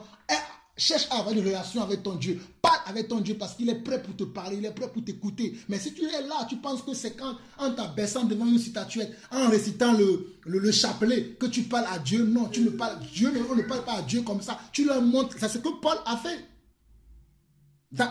Lisons. Allons-y. Actes chapitre 17. Actes chapitre 16 plutôt. Au chapitre 17.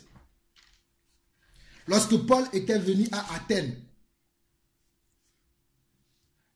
regardez, avant même de lire le passage que Dieu, le Saint-Esprit m'inspire, regardez le premier verset. Paul et Silas passèrent par Amphipolis et Apollonie et ils arrivaient à Thessalonique où les Juifs avaient une synagogue.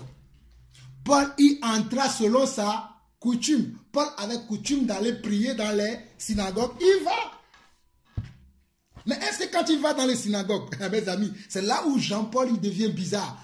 Vous allez me voir, je vais aller dans une synagogue, je ne vais pas aller faire les mêmes choses que les gens font dans les synagogues. Hein. Vous qui avez l'habitude de me voir maintenant aller prêcher dans les... Quand je ne vais pas faire la même chose. Hein. Je peux venir, ils prient, je prie. Mais quand il faut parler, je vais dire, quand ils vont prier, je ne vais pas prier comme eux. Si je les vois, ils sont en train de prier, ils baissent la tête devant leur pasteur comme ça. Pasteur, moi quand je vais venir, je vais serrer la main comme ça. Parce que le pasteur, c'est un frère. Et après, quand j'aurai l'occasion de parler, je vais dire, ah, tout ça là, je l'ai appris où? Je l'ai appris dans la Bible. Hein. Regardez ce que Paul fait. Paul y entra selon sa coutume.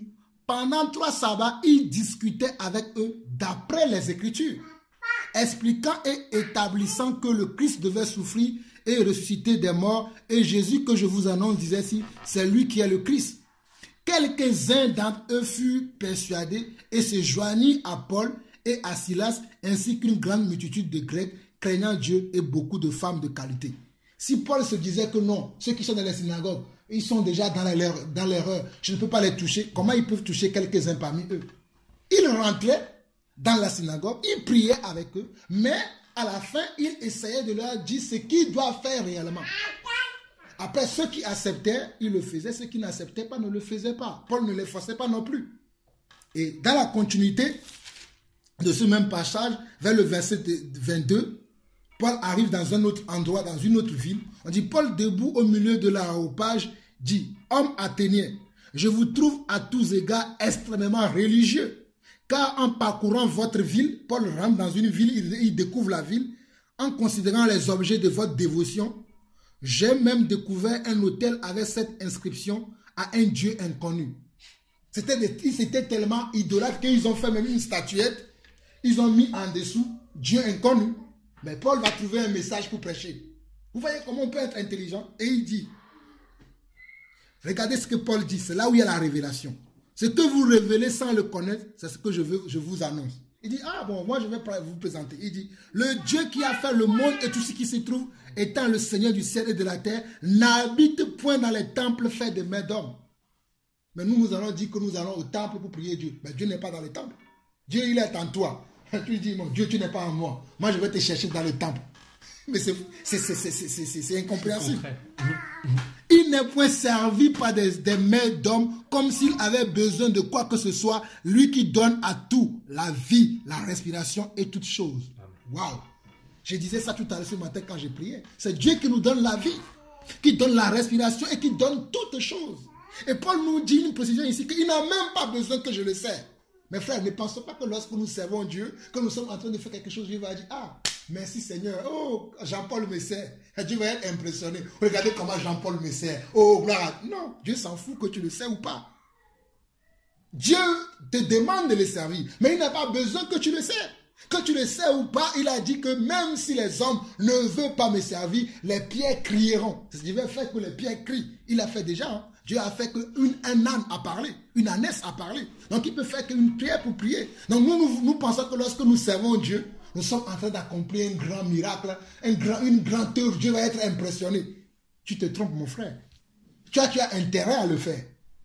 Mais Dieu, lui, n'a aucun intérêt là-dedans. Là, quand tu fais l'intérêt, tu montres à Dieu que tu l'aimes. Tu montres à Dieu que tu comprends ce qu'il est. Mais Dieu, lui, il n'attend rien de toi. Il n'a pas besoin que tu le sers. Parce que même si tu ne le sers pas, quelqu'un d'autre le servira. Amen. Il ne t'attend pas. Mais nous pensons que lorsque nous le faisons, waouh, Dieu va me voir aujourd'hui. Et Patrick, là, il m'a servi bien aujourd'hui. Je vais te donner un thé. Non, Dieu n'est pas un homme. Il n'est pas un homme. Mais sachez que lorsque nous servons Dieu, nous aimons Dieu de tout notre cœur et nous le servons d'un cœur sincère en étant un enfant obéissant, la Bible dit aussi qu'il y a une couronne qui nous attend. Ça veut dire que quoi? Que tu as obéi à ses commandements simplement. En faisant cela, ce n'est pas le fait que tu as fait des choses, hein, mais pour Dieu, tu as obéi à ses commandements. Et parce que tu as obéi à ses commandements, tu as une récompense. C'est ton obéissance que Dieu encourage, que Dieu que Dieu fortifie. Mais ce n'est pas toi. C'est l'obéissance par rapport à sa parole. Ta docilité, ta soumission à sa parole, c'est ça qui le touche. Mais ce n'est pas ce que tu fais. Peu importe les milliards que tu donnes. Mais si tu n'obéis pas à Dieu, Dieu t'en fout. Dieu s'en fout. Verset 26. Il a fait que tous les hommes sortis d'un seul sang habitent sur toute la surface de la terre, ayant déterminé la durée des temps et les bornes de leur demeure. Qui a déterminé les temps? C'est Dieu. Il a voulu qu'il cherche le Seigneur et qu'il s'efforce de le trouver en tâtonnant, bien qu'il ne soit pas loin de chacun de nous. Car en lui, nous avons la vie, le mouvement et l'aide. C'est ce qu'ont dit aussi quelques-uns de vos poètes. De lui, nous sommes la race. Et regardez encore ce que Paul va dire. Il continue. Ainsi donc, étant la race de Dieu, nous ne devons pas croire que la divinité soit semblable à de l'or. Et va voir les divinités que les gens créent aujourd'hui encore comme de l'or, surtout l'église catholique. Ils sont les premiers dans ça. De l'or à de l'argent ou de la pierre sculptée par l'art et l'industrie de l'homme. Va voir Bouddha. Il est là, il boude encore. Il est bien sculpté avec un gros ventre, avec une petite tête sur son gros ventre. C'est pas Dieu. Le Dieu, c'est pas ça Dieu. Et verset 30. Dieu, sans tenir compte des temps d'ignorance, annonce maintenant à tous les hommes, en tout lieu, qu'ils ont à se repentir.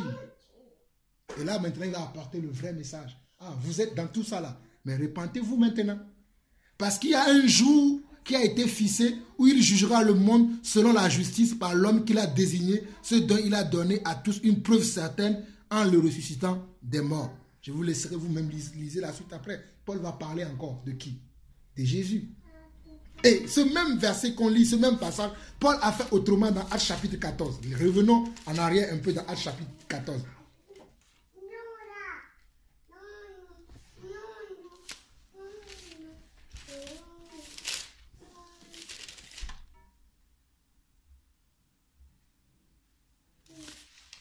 Et Actes chapitre 11.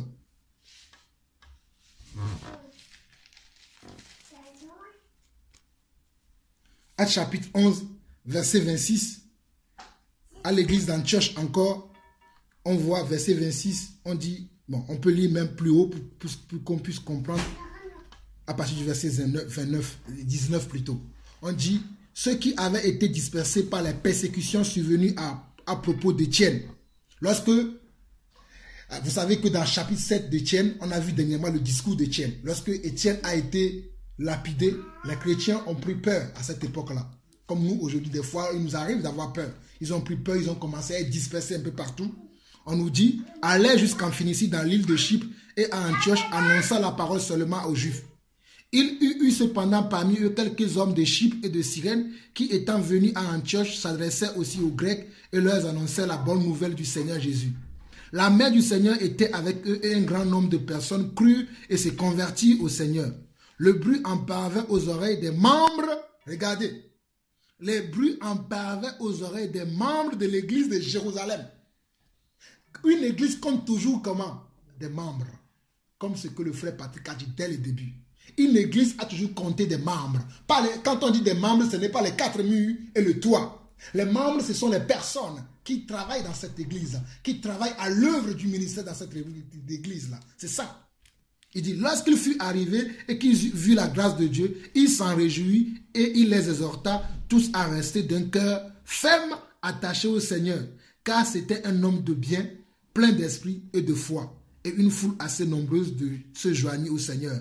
Barnabas se rendit ensuite à Tarse pour chercher Saul. Et l'ayant trouvé, il l'amena à Antioche. Barnabas a amené Saul à Antioche. Et pendant toute une année, il se réunit aux assemblées de l'église et il enseignait beaucoup de personnes. Ce fut à Antioche que pour la première fois, les disciples furent appelés chrétiens. Tout à l'heure, je suis venu directement dans le chapitre 13, où on nous dit que dans l'église d'Antioche, il y avait des docteurs et des prophètes. Mais avant qu'il y ait des docteurs, Paul a travaillé pendant 1 an dans cette église. Quand vous voyez, vous suivez le cheminement, nous sommes dans le chapitre 11. On nous dit c'est Barnabas qui a trouvé Paul et qui l'a amené avec lui à Antioche. Mais quand Paul est arrivé, il n'était pas assis. Vous voyez ici, et l'ayant trouvé, il l'a amené à Antioche. Pendant toute une année, Paul était là. Il se réunit aux assemblées de l'église. Toutes les assemblées qui étaient à Antioche, les assemblées des frères qui étaient à Antioche, Paul était là, il les enseignait. Jusqu'au chapitre 13, on voit que lorsqu'il jeûnait, ils servent le Seigneur. Dieu va dire maintenant, Paul, c'est bon, va à autre part. Vous comprenez pourquoi on ne peut pas être là dans une église. Lorsqu'on est né, tu vois les gens, ils sont dans l'église, ça fait 20 ans, ils sont toujours là-bas. Ben, tu dois faire quelque chose. Je le dis, ça peut être, Dieu peut t'appeler pour que tu sois à un endroit comme ça toute ta vie. Mais je ne vois pas Dieu sauver quelqu'un et laisser au même endroit. Non, parce que Dieu ne nous sauve pas qu'on reste pour nous. D'ailleurs, les apôtres, lorsqu'il les a fini de les sauver, il les a enseignés, il les a préparés, il les a envoyés. Mais je ne dis pas non plus que nous tous, nous devons être envoyés. Mais nous devons savoir quel est notre rôle que nous devons jouer. Et nous devons jouer notre rôle un peu partout sur la terre. Parce que Dieu a besoin de nous utiliser partout sur la terre. Mais si nous-mêmes, nous ne voyons pas ça, avec nos yeux, nous pensons que, ah bon, Dieu m'a appelé, il m'a appelé pour Évry. Moi, je ne me vois pas pour Évry. Mais frère, si je vous dis les rêves que je fais dans ma tête, vous allez dire que je suis fou. Moi, je me vois déjà loin dans l'œuvre du Seigneur. Pas moi, toutefois, mais pas la grâce de Dieu. Mais chaque chose a son temps. Je ne me vois pas aussi la phrase, ah, je vais faire comme les gens, je vais louer des chapiteaux, commencer à faire des choses, appeler les groupes musicaux, ils vont venir chanter. Non, ça, c'est les hommes qui font ça. Ce n'est pas comme ça que les apôtres évangélisaient les villes. Et c'est ça que nous appelons aujourd'hui les grands évangélistes. Lorsqu'ils louent un grand chapiteau, ils amènent les groupes, ils viennent chanter. Après, on prie. Qu'est-ce qu'il y a pris aujourd'hui? On prie pour eux. On dit, ah, c'est un grand évangéliste. Si vous pouvez savoir que Dieu s'enfuit de ça. Ce n'est pas ça. Est-ce que c'est ce que Paul faisait? Non, Paul allait parler aux gens individuellement. Et même pas beaucoup, mais il leur parlait. Il les réunissait, il leur parlait. Là, nous faisons un truc comme ça. Ça, comment je parle? C'est l'émotion qui touche les gens. Paul n'était pas quelqu'un qui est basé sur l'émotion des gens. Il allait, il parlait le vrai évangile. Qu'est-ce qu'il a dit aux Athéniens? Lorsque nous étions tout à l'heure au chapitre 17. Il a dit, repentez-vous, car le Seigneur a dit ceci. Mais nous venons avec le groupe de louanges. Ils chantent, les chansons, parce que les chansons adoucissent les cœurs. Les gens, ils ont écouté beaucoup de chants, ils ont dit, ah, c'est bien ça, la chorale, je vais m'associer à cette église. Il n'est pas convaincu du péché. Hein. Il cherche un groupe de personnes qui chantent et qui dansent, Et vous allez voir, c'est pour ça que les gens sont dans les chorales, ils sont dans ces groupes de musique, mais leur vie n'a pas changé. Parce que le message qui leur a été prêché le premier jour, c'était une chorale. Et on leur a venu présenter. Est-ce que les apôtres, lorsqu'ils se réunissaient, ils avaient une chorale qui chantait? C'est lorsque Paul parlait tout à l'heure chez les Athéniens ou même en Antioche ici, y avait-il une chorale? Vous voyez comment nous on a changé les méthodes de Dieu avec notre méthode à nous. Les méthodes de Dieu sont différentes de nos méthodes. Dieu, quand il veut évangéliser, il n'a ni chorale. Il vient, il parle du péché. Repentez-vous. Nous, on vient avec la chorale. Oh, crois au Seigneur, tu vas être marié. Crois au Seigneur, tu vas avoir de bonnes maisons. Crois au Seigneur, tu vas avoir une belle vie. Et c'est pour ça que quand les gens y croient, ils commencent à avoir des problèmes. Ils disent, ah, ce n'est pas ce qu'on m'a dit. On m'a dit, crois au Seigneur, tu vas avoir une belle maison. Crois au Seigneur, tu vas avoir une belle vie. Comment ça se fait que je crois au Seigneur? Ma vie n'a jamais été belle. Il est déçu. Parce qu'on lui a présenté un Dieu, une boutique, dans lequel il vient, il peut tout avoir. On lui a présenté une église dans laquelle, quand tu viens, tu as toutes les merveilles de ce monde. Mais pourtant, quand on lit, ce n'est pas ce qu'on voit. Je ne sais pas si ce que j'ai dit, ça vous parle. Moi, je comprends bien ce que j'ai dit. Peut-être c'est évident pour moi, mais je ne sais pas si c'est évident pour vous. Mais vous voyez vous-même comment on peut faire des erreurs. Je continue, on va s'arrêter. Dans 10 minutes, on va s'arrêter pour aujourd'hui. On continuera la prochaine fois. Juste montrer quelques passages de Paul encore. Lorsque Paul parle aux gens, il dit que l'église n'est pas ceci, l'église n'est pas cela. Et que nous aujourd'hui, ah oui, l'église c'est ça. Oh, nous prions dans les maisons. Comme nous prions dans les maisons, nous sommes entre nous. Sandra peut me servir un jus. Je bois bien. Ah, c'est ça l'église. Ils partageaient les pains dans les maisons. Tu n'as rien compris, ce n'est pas ça. Tu peux boire le même de jus que tu veux. Vous pouvez partager le pain que vous voulez. Si vous ne marchez pas selon le conformément, selon les paroles du Seigneur, vous êtes dans la maison, mais vous êtes dans l'erreur. Vous êtes dans les bâtiments, mais vous êtes dans l'erreur. Vous êtes dans un parc, mais vous êtes dans l'erreur. Peu importe ce que vous faites, vous n'êtes pas dans la vérité. La vraie vérité, c'est d'être là et de pratiquer la parole telle qu'elle est, sans rien ajouter, sans rien retrancher. Et sans croire que oui, c'est ça. Non, la vraie vérité, c'est que nous devons avoir un cœur repentant, une attitude de révérence avec le Seigneur. Lorsque nous nous réunissons, nous sommes dans la révérence avec le Seigneur. Nous obéissons au Seigneur, nous nous soumettons au Seigneur. C'est ça la vérité. Et nous continuons, toujours comme je disais. Non, maintenant, nous arrivons au chapitre 18. Nous étions au chapitre 17, nous arrivons au chapitre 18. Avant même d'aller au chapitre 18, j'aimerais terminer avec le chapitre 17. Vous allez voir que les histoires ont toujours existé. Lorsque Paul va dire au verset 30 du chapitre 17, il dit, Dieu, sans tenir compte des temps d'ignorance, annonce maintenant à tous les hommes, en tout lieu, qu'ils ont à se repentir. Parce qu'il a fixé un jour, il jugera le monde selon la justice par l'homme qu'il a désigné, ce dont il a donné à tous une preuve certaine en le ressuscitant des morts. Lorsqu'il entendit parler de résurrection des morts, les uns se moquaient et les autres dirent. Regardez, ça ne date pas d'aujourd'hui. Les uns se moquaient et les autres dirent. Nous t'attendrons là-dessus une autre fois. Ainsi Paul se retira du milieu d'eux. Quelques-uns néanmoins s'attachaient à lui et crurent. Dénis l'aéropagite, une femme nommée Damaris et d'autres avec eux. Nous n'aurons jamais la majorité des gens qui vont nous croire.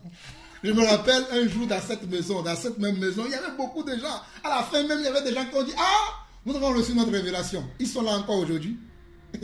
Nous n'aurons jamais la majorité des gens. Regardez, Paul a parlé, il y en avait certains qui ont cru. Il y en avait d'autres qui n'ont pas cru. Mais ceux qui savaient vraiment que Paul avait la vérité, ils sont fait quoi? Il dit, quelques-uns s'attachaient à lui. Ils se sont dit, ah, cet homme, il a la vérité. On va s'attacher à lui pour apprendre de lui. Et c'est ce que nous devons faire. Des fois, c'est vrai que nous disons que, oui, bon, je ne dis pas ça, c'est là pour que vous vous attachiez à moi, bien sûr. Mais il faut que vous demandiez. Parce que nous devons toujours avoir des modèles. Parce que l'apôtre Paul va dire, imitez-moi comme moi je suis, j'imite Christ. Amen. Moi, j'ai mes modèles dans la Bible. Nous devons imiter. Regardez, ils se sont attachés à lui. Aujourd'hui, les gens s'attachent à des hommes qui sont des faux serviteurs de Dieu. Des faux servants du Seigneur, on s'attache à qui? N'importe qui. Tout le monde qui aboie partout. Oui, je veux... Non. Demandons à Dieu, est-ce que celui-là, c'est lui? Ah, les disciples. Regardez, Nathanaël, lorsqu'il a raconté Jésus, qu'est-ce qu'il a dit? Philippe plutôt. Lorsqu'il a raconté Jésus, il est parti, il a dit, Nathanaël, j'ai vu le Messie, j'ai rencontré la personne dont les prophètes nous ont parlé. Il faut, oui. nous avons rencontré le Seigneur, nous avons du mal à parler à nos familles. Oh non, il ne faut pas qu'ils sachent que je suis chrétien. Comme un jour on était ici, il y avait une soeur qui est venue. Je me dis non, mais ça, ce n'est pas la conversion. Comment dire? Oui, mais des fois je ne parle pas. J'étais époustouflé que même un frère me dise que non, il ne faut pas qu'on fasse des vidéos avec la soeur. Parce qu'il ne faut pas que ça. Quelle conversion? Mais nous ne nous moquons pas de Dieu. Quand tu es sauvé, mes frères, quand je t'ai sauvé, demandez à ma famille, je l'ai saoulé tout le temps. Lorsque j'ai appris la vérité, que je sais que Dieu m'a aimé, que j'ai été sauvé, on me dit un anniversaire, je viens, je parle de Dieu. Je saoule les gens, tous les dieux de mon Dieu. Et je vois quelqu'un qui dit qu'il est sauvé. Non, il ne faut pas que mes frères sachent. Non, tu n'es pas sauvé. Lorsque tu es sauvé, tu veux que tout le monde sache que tu connais la vérité, que tu as la vérité, parce que tu as envie qu'il soit sauvé. Mais toi, tu veux être qu'en cachette, tu es sauvé. Non, tu n'es pas sauvé. Tu as eu un sentiment, tu as été touché un peu, tu n'es pas vraiment sauvé. Lorsque tu es véritablement sauvé, tu es différent. Tu veux donner envie aux autres. Tu parles, même quand on t'invite quelque part, on te parle de, je veux manger, toi tu parles que de la Bible. Mais les gens, un jour, oh mes frères, je me rappelle lorsque j'ai commencé à vivre l'expérience avec Dieu, j'ai travaillé au KFC. Si mon responsable de l'époque là peut vous parler aujourd'hui, lorsque j'apportais le plateau de nourriture aux gens, je le déposais comme ça, Jean-Paul commence à prêcher l'évangile. Mais un jour, mon chef, il m'a appelé, il m'a dit, mais monsieur, je me rends compte que vous n'êtes pas fait pour ce métier. Allez dehors parler aux gens. Chaque fois que vous voulez, même on vous dit d'aller nettoyer la table, vous parlez de Dieu. Je ne peux pas m'en passer de parler de cela. Mais à la fin de un mois d'essai, il m'a dit non, vous n'êtes pas fait pour ce métier. C'est là où j'ai su que moi-même là, c'est vrai, je ne peux pas travailler. Parce que je ne peux pas m'empêcher de me parler de Dieu aux gens. Je ne peux pas. Mais je vois les gens aujourd'hui, je crois au Seigneur, mais il ne veut pas que la famille sache. Tu as vraiment cru?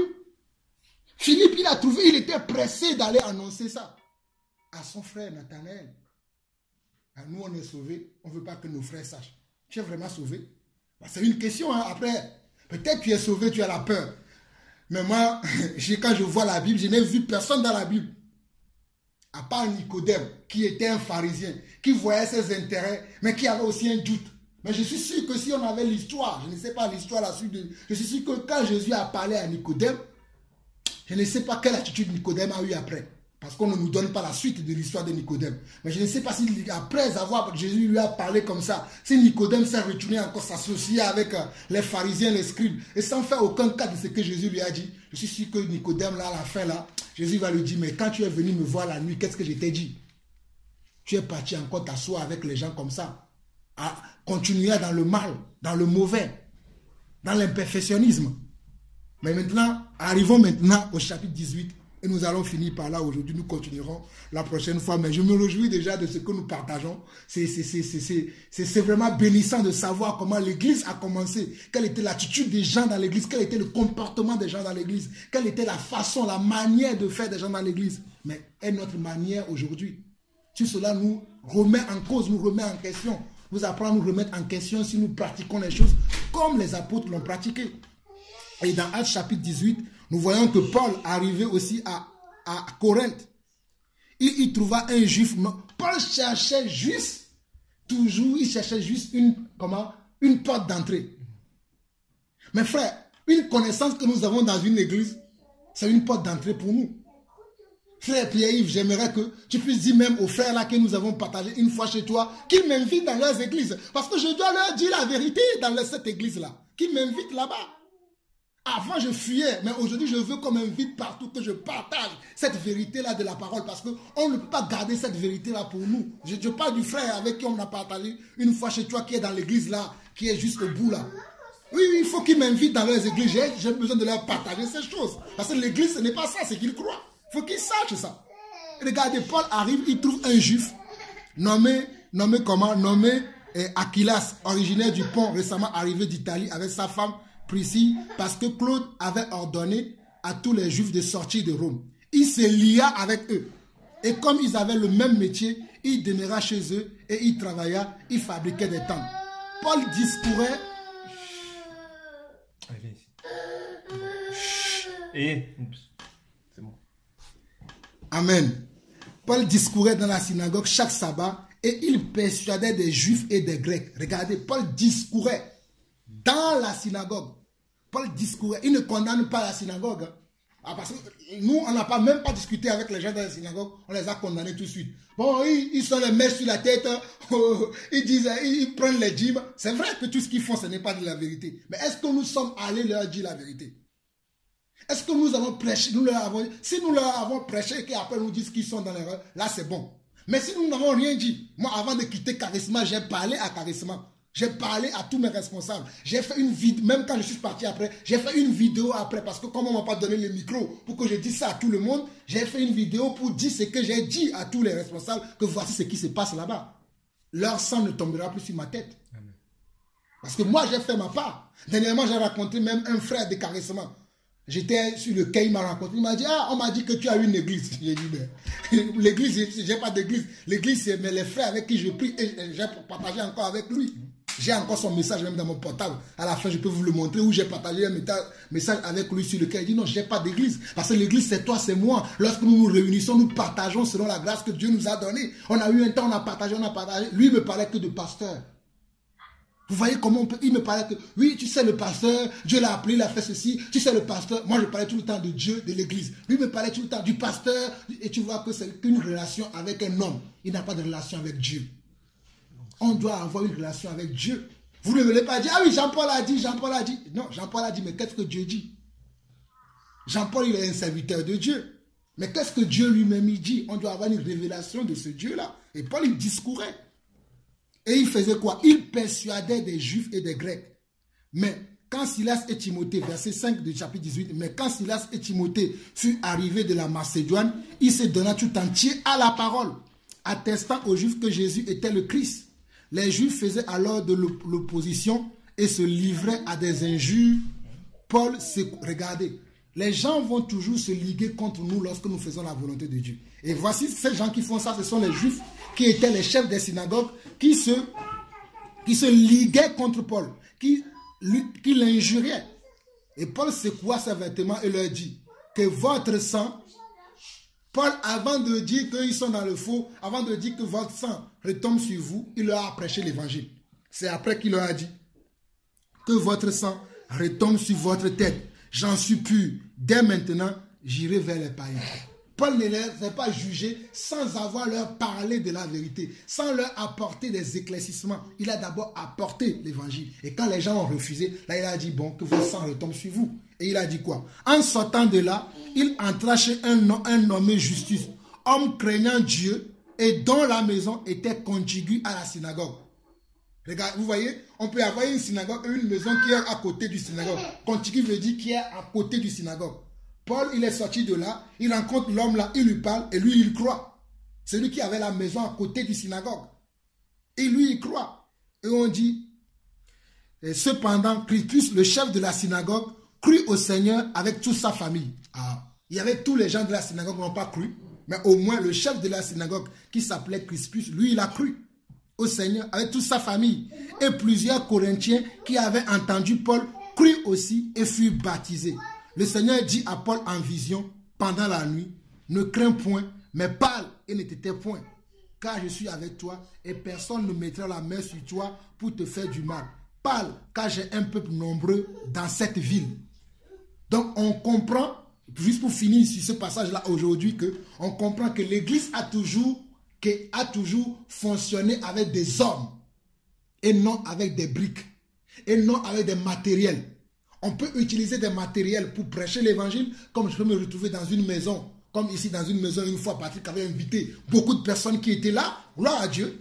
Mais l'église, c'est lui et moi, c'est nous tous. Lorsque nous allons prier, comme nous avons fait tout à l'heure, nous allons prier pour nous-mêmes, nos familles, l'église universelle, nos frères et sœurs. C'est ça, c'est que Dieu attend de l'église. Mais on ne doit pas s'arrêter qu'à la prière. Il faut qu'on marche aussi dans la vérité. Il faut qu'on parle selon la vérité à nos frères. Il faut qu'on agisse selon la vérité avec nos frères. C'est en cela que Dieu va manifester sa gloire et c'est en cela que Dieu va manifester sa puissance. Cela n'a rien à voir avec un bâtiment de 100 mètres carrés, 1000 mètres carrés, 10 000 mètres carrés. Ça, ce sont les hommes qui ont créé ça. Mais ce que Dieu attend de nous, c'est que notre cœur soit des milliards de mètres carrés par rapport à son obéissance et par rapport à l'observation de ses commandements. Là, ça, c'est le premier volet de l'église que nous voyons. Donc, nous avons compris aujourd'hui que l'église, Ce n'est pas l'endroit où nous prions, mais l'église, c'est chacun d'entre nous qui est sauvé et à qui Dieu a donné une grâce, à qui Dieu a fait un don particulier. Même si aujourd'hui, peut-être, tu ne parles pas comme moi, Jean-Paul, tu n'es pas souvent en train de parler de gauche à droite, mais tu as aussi reçu quelque chose. Peut-être ne serait-ce que de dire à quelqu'un, est-ce que tu sais que Dieu t'aime? La seule phrase là que tu vas dire à quelqu'un que Dieu t'aime, là, ça va bouleverser la vie de la personne. Dieu m'aime, Dieu m'aime, Dieu m'aime. Il va commencer à réfléchir et ça va lui pousser à chercher Dieu. Peu importe de quelle manière tu sers Dieu, mais Dieu nous utilise chacun selon sa grâce. Donc l'église que nous disons, nous sommes l'église, cela n'a rien à voir avec l'endroit où nous prions. Mais cela a à voir avec le Dieu que nous prions, l'attitude, le comportement et la manière dont nous le prions. Ça, c'est très important. Et ça, c'est juste le premier volet. On n'a pas encore fini parce qu'il y a beaucoup de passages à voir. Mais vous savez que nous avons un temps qui est défini. Et la Bible dit aussi que l'esprit du prophète est soumis au prophète. On ne va pas tout dévoiler aujourd'hui, mais nous allons passer des jours avec ça. Dieu va encore ajouter encore à ce que nous avons partagé aujourd'hui. Mais nous voyons déjà dans les premières. C'est pour ça que la dernière fois, je vous ai dit, si vous lisez le livre des Actes des Apôtres, vous allez vous rendre compte de beau. Des fois, quand je lis le livre des Actes des Apôtres, je me dis, mais comment se fait-il que les gens lisent ça et aujourd'hui font autre chose? Comment se fait-il qu'ils sont conduits par l'esprit, mais ils ne font pas la même chose que quand les apôtres disaient qu'ils étaient conduits par l'esprit? C'est ce qu'ils faisaient, mais comment eux aujourd'hui font autre chose? Une des choses, la campagne d'évangélisation. Je n'ai jamais vu les apôtres organiser une campagne d'évangélisation. Ils allaient comme ça et ils prêchaient. Je n'ai jamais vu les apôtres organiser conférence de prophétie. Comment est-ce que tu peux savoir comment Dieu va t'utiliser demain? Tu n'en sais rien. Tu y vas, l'esprit te pousse à parler. Je n'ai jamais vu les apôtres organiser des ministères de guérison. Il dit comment des conférences de guérison. Je n'ai jamais vu ça. Mais allez voir aujourd'hui ceux-là qui organisent des conférences de guérison. Comme si c'est eux qui obligent Dieu à guérir. Mais lorsque les apôtres allaient sous la puissance de Dieu, il se passait des guérisons, il se passait des miracles, il se passait des prodiges. Mais ce n'est pas eux qui disaient demain, conférence spéciale à Évry avec le grand bishop Jean-Paul Lawson, il y aura des guérisons, il y aura des prophéties, venez nombreux. Non. Si tu sais que tu es conduit par Dieu, tu attends, Dieu va te surprendre. Moi, mes frères, Dieu va tellement, j'ai vu Dieu me surprendre beaucoup de fois. Et Dieu va encore nous surprendre encore. Laissons Dieu nous surprendre. C'est en cela que nous prenons de l'assurance. Lorsque tu ne t'attends pas à Dieu, que Dieu va faire quelque chose, et Dieu se manifeste puissamment, waouh, tu te dis waouh. Je n'ai pas cru en vain. J'ai cru au Dieu véritable. Donc, mes frères, nous allons nous arrêter là aujourd'hui. Donc, nous avons vu à peu près c'est quoi l'église. Nous allons continuer, poursuivre la prochaine fois. Mais nous avons déjà un aperçu de ce que c'est que l'église aujourd'hui. Si quelqu'un te pose la question, tu es dans quelle église? Tu vas pouvoir lui répondre sans avoir de gêne. S'il te dit, ah, tu sais, moi je prie à l'église les bénis de Dieu. Ah, toi tu dis tu pries dans la maison. Ne te sens pas dérangé parce que lui prie avec les bénis de Dieu. Si ça se trouve, il prie avec les bénis de Dieu, mais il n'y a même pas la présence de Dieu là-bas parce qu'ils sont dans l'erreur. Ils sont avec les fausses doctrines. Ah, et toi aussi ne sois pas orgueilleux parce que tu pries à la maison. Ah oui, parce que nous prions à la maison. Oui, tu vas citer. Oui, ils se réunissaient dans la maison. Comme moi je prie dans la maison, je suis plus que ceux qui prient dans la maison. Non, ce n'est pas ça non plus. Ce n'est pas parce que nous prions dans la maison que nous sommes mieux que les gens. Mais c'est parce que nous prions dans la maison, parce que nous avons compris que ce que Dieu veut, c'est notre cœur. Ce que Dieu veut, c'est notre obéissance. Ce que Dieu veut, c'est notre fidélité. Ce que Dieu veut, c'est notre responsabilité pour pouvoir l'aimer, l'adorer, le respecter dans toutes ses formes et l'honorer comme il est Dieu. C'est ça ce que Dieu attend de nous. Donc que Dieu continue à nous révéler sa parole, que Dieu continue toujours à nous révéler son esprit, afin que de jour en jour, nous puissions lui ressembler davantage, que nous serons vraiment cette église véritable, cette église qui brille, cette église qui brise les chaînes, cette église qui ôte les fardeaux, cette église qui fait éclater les jougs, cette église dans laquelle quand on vient, on est à l'aise parce que l'Esprit de Dieu parle, l'Esprit de Dieu conduit, l'Esprit de Dieu convainc de péché, de justice et de jugement. L'Esprit de Dieu est celui qui est la tête de cette église et que Dieu lui-même, il est le berger, il est la porte, le bon berger de cette église-là. Moi, je suis dans cette église et je crois que vous aussi, vous y êtes et restons, demeurons fermes dans cette église jusqu'à la fin des temps au nom de Yeshua, notre Seigneur et notre Sauveur. Amen.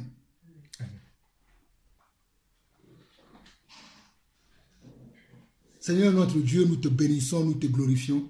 Merci encore pour cette occasion que tu nous donnes, Papa, de pouvoir méditer un peu ta parole, de voir comment l'histoire est passée avec ton Église, comment ton Église a commencé à démarrer, quelles sont les choses que tu attends de ton Église. Seigneur, peut-être nous n'avons pas tout vu aujourd'hui, nous n'avons pas vu certains aspects de ton Église, nous n'avons pas vu la vraie signification, peut-être il y a certains points qui nous ont un peu manqué aujourd'hui, mais nous savons que dans les prochains jours à venir, dans les mois à venir, tu vas encore nous révéler, Seigneur Dieu, ce que c'est que ta vraie Église que nous disons que nous représentons, afin que partout où nous allons aller, partout où nous allons passer pour parler de toi, que nous serons des vrais représentants dignes de toi et non des faux représentants, Papa. Seigneur, nous te prions de nous ôter le voile qui est dans notre cœur, le voile qui est dans nos yeux, afin que nous puissions voir briller la splendeur de ta gloire dans notre vie de tous les jours. Merci Seigneur pour ce moment que tu nous as encore accordé. Merci pour tous nos frères et sœurs qui se réunissent un peu partout dans le monde entier. Ceux-là qui sont encore avec l'esprit de l'erreur, ceux-là qui sont encore égarés. Seigneur, nous t'en supplions au nom de Jésus, Seigneur Dieu.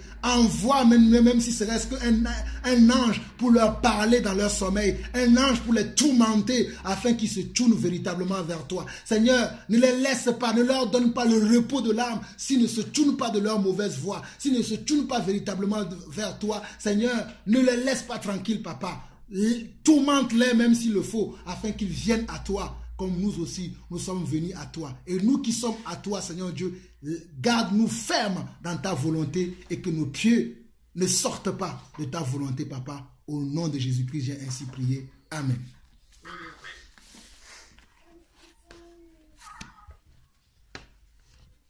Si quelqu'un veut prier ou veut ajouter quelque chose, quelqu'un veut prier, veut apporter quelque chose, sentez-vous libre.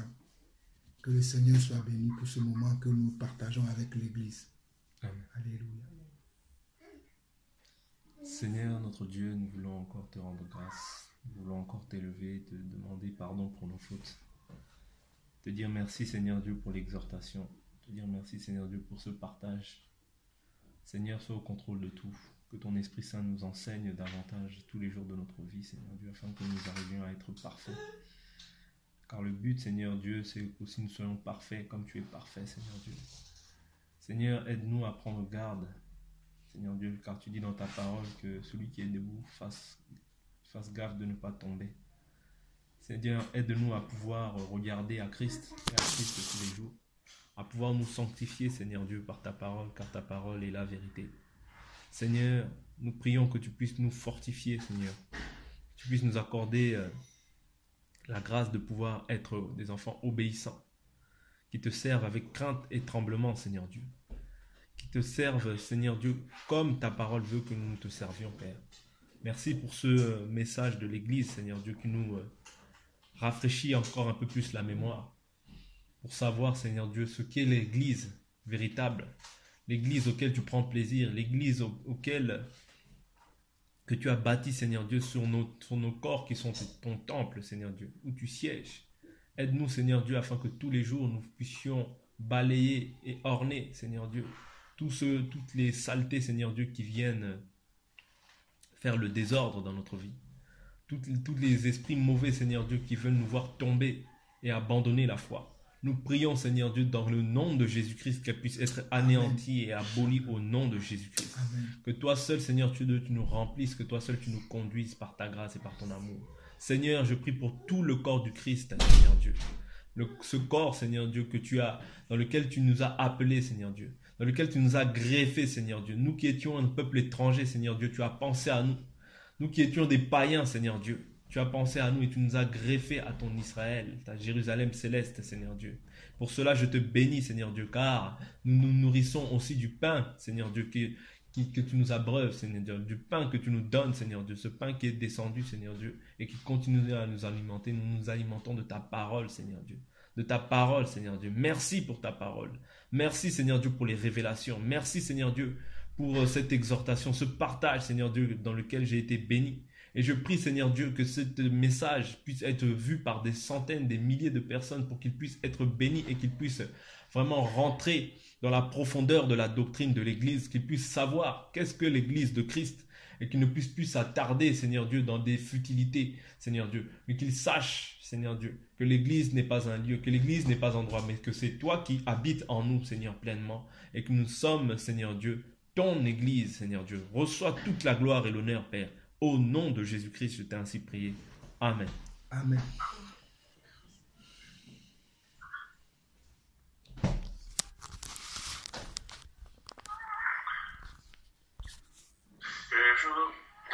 L'heure de la victoire et de la vérité a sonné dans ma vie, que Jésus soit loué. L'heure de la victoire et de la vérité a sonné dans ma vie, que Jésus soit loué. Que Jésus soit loué dans la vérité, que Jésus soit loué dans la vérité.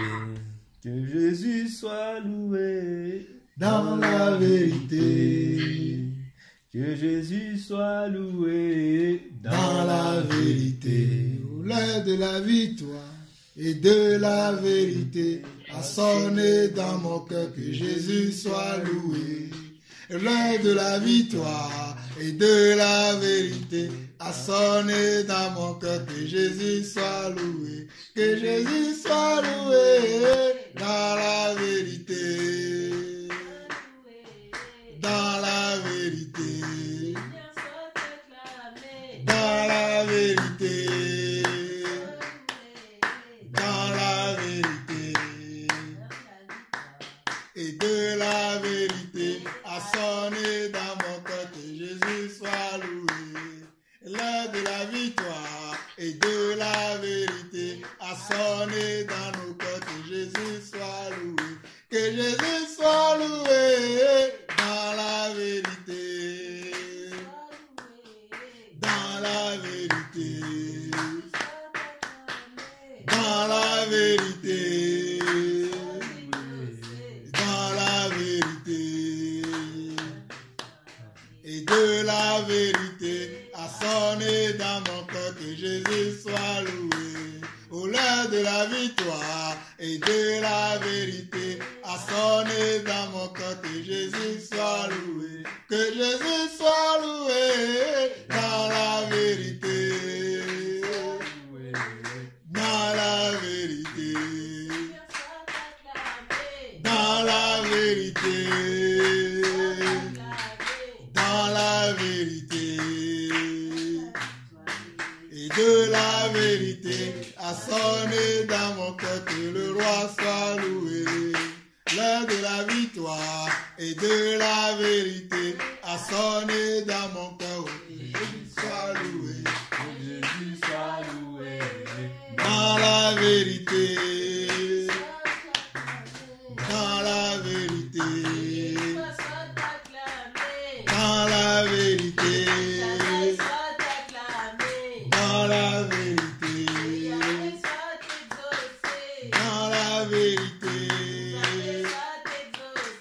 dans la vérité, dans la vérité, dans la vérité,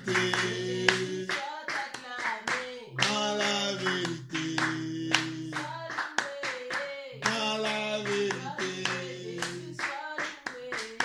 dans la vérité, dans la vérité, dans la vérité,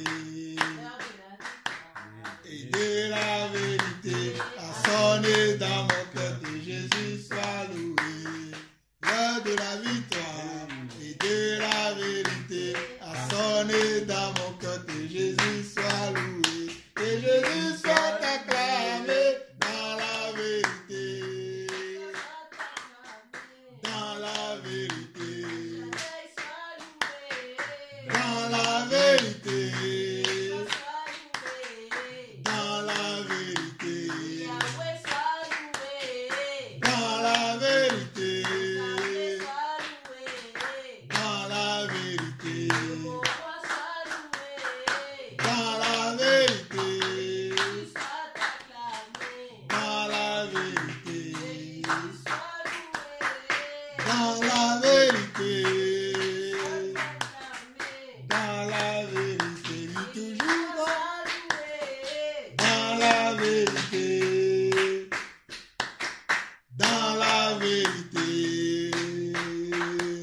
Oh, dans la vérité. Dans la vérité. Dans la vérité. Dans la vérité. Dans la vérité. Dans la vérité. Oh, dans la vérité. Et dans la vérité. Et dans la vérité. Dans la vérité. Nous louons Jésus-Christ dans la vérité. Dans la vérité. Dans la vérité. Dans la vérité. Dans la vérité. Dans la vérité. Et de la vérité a sonné dans mon cœur, que Jésus soit loué.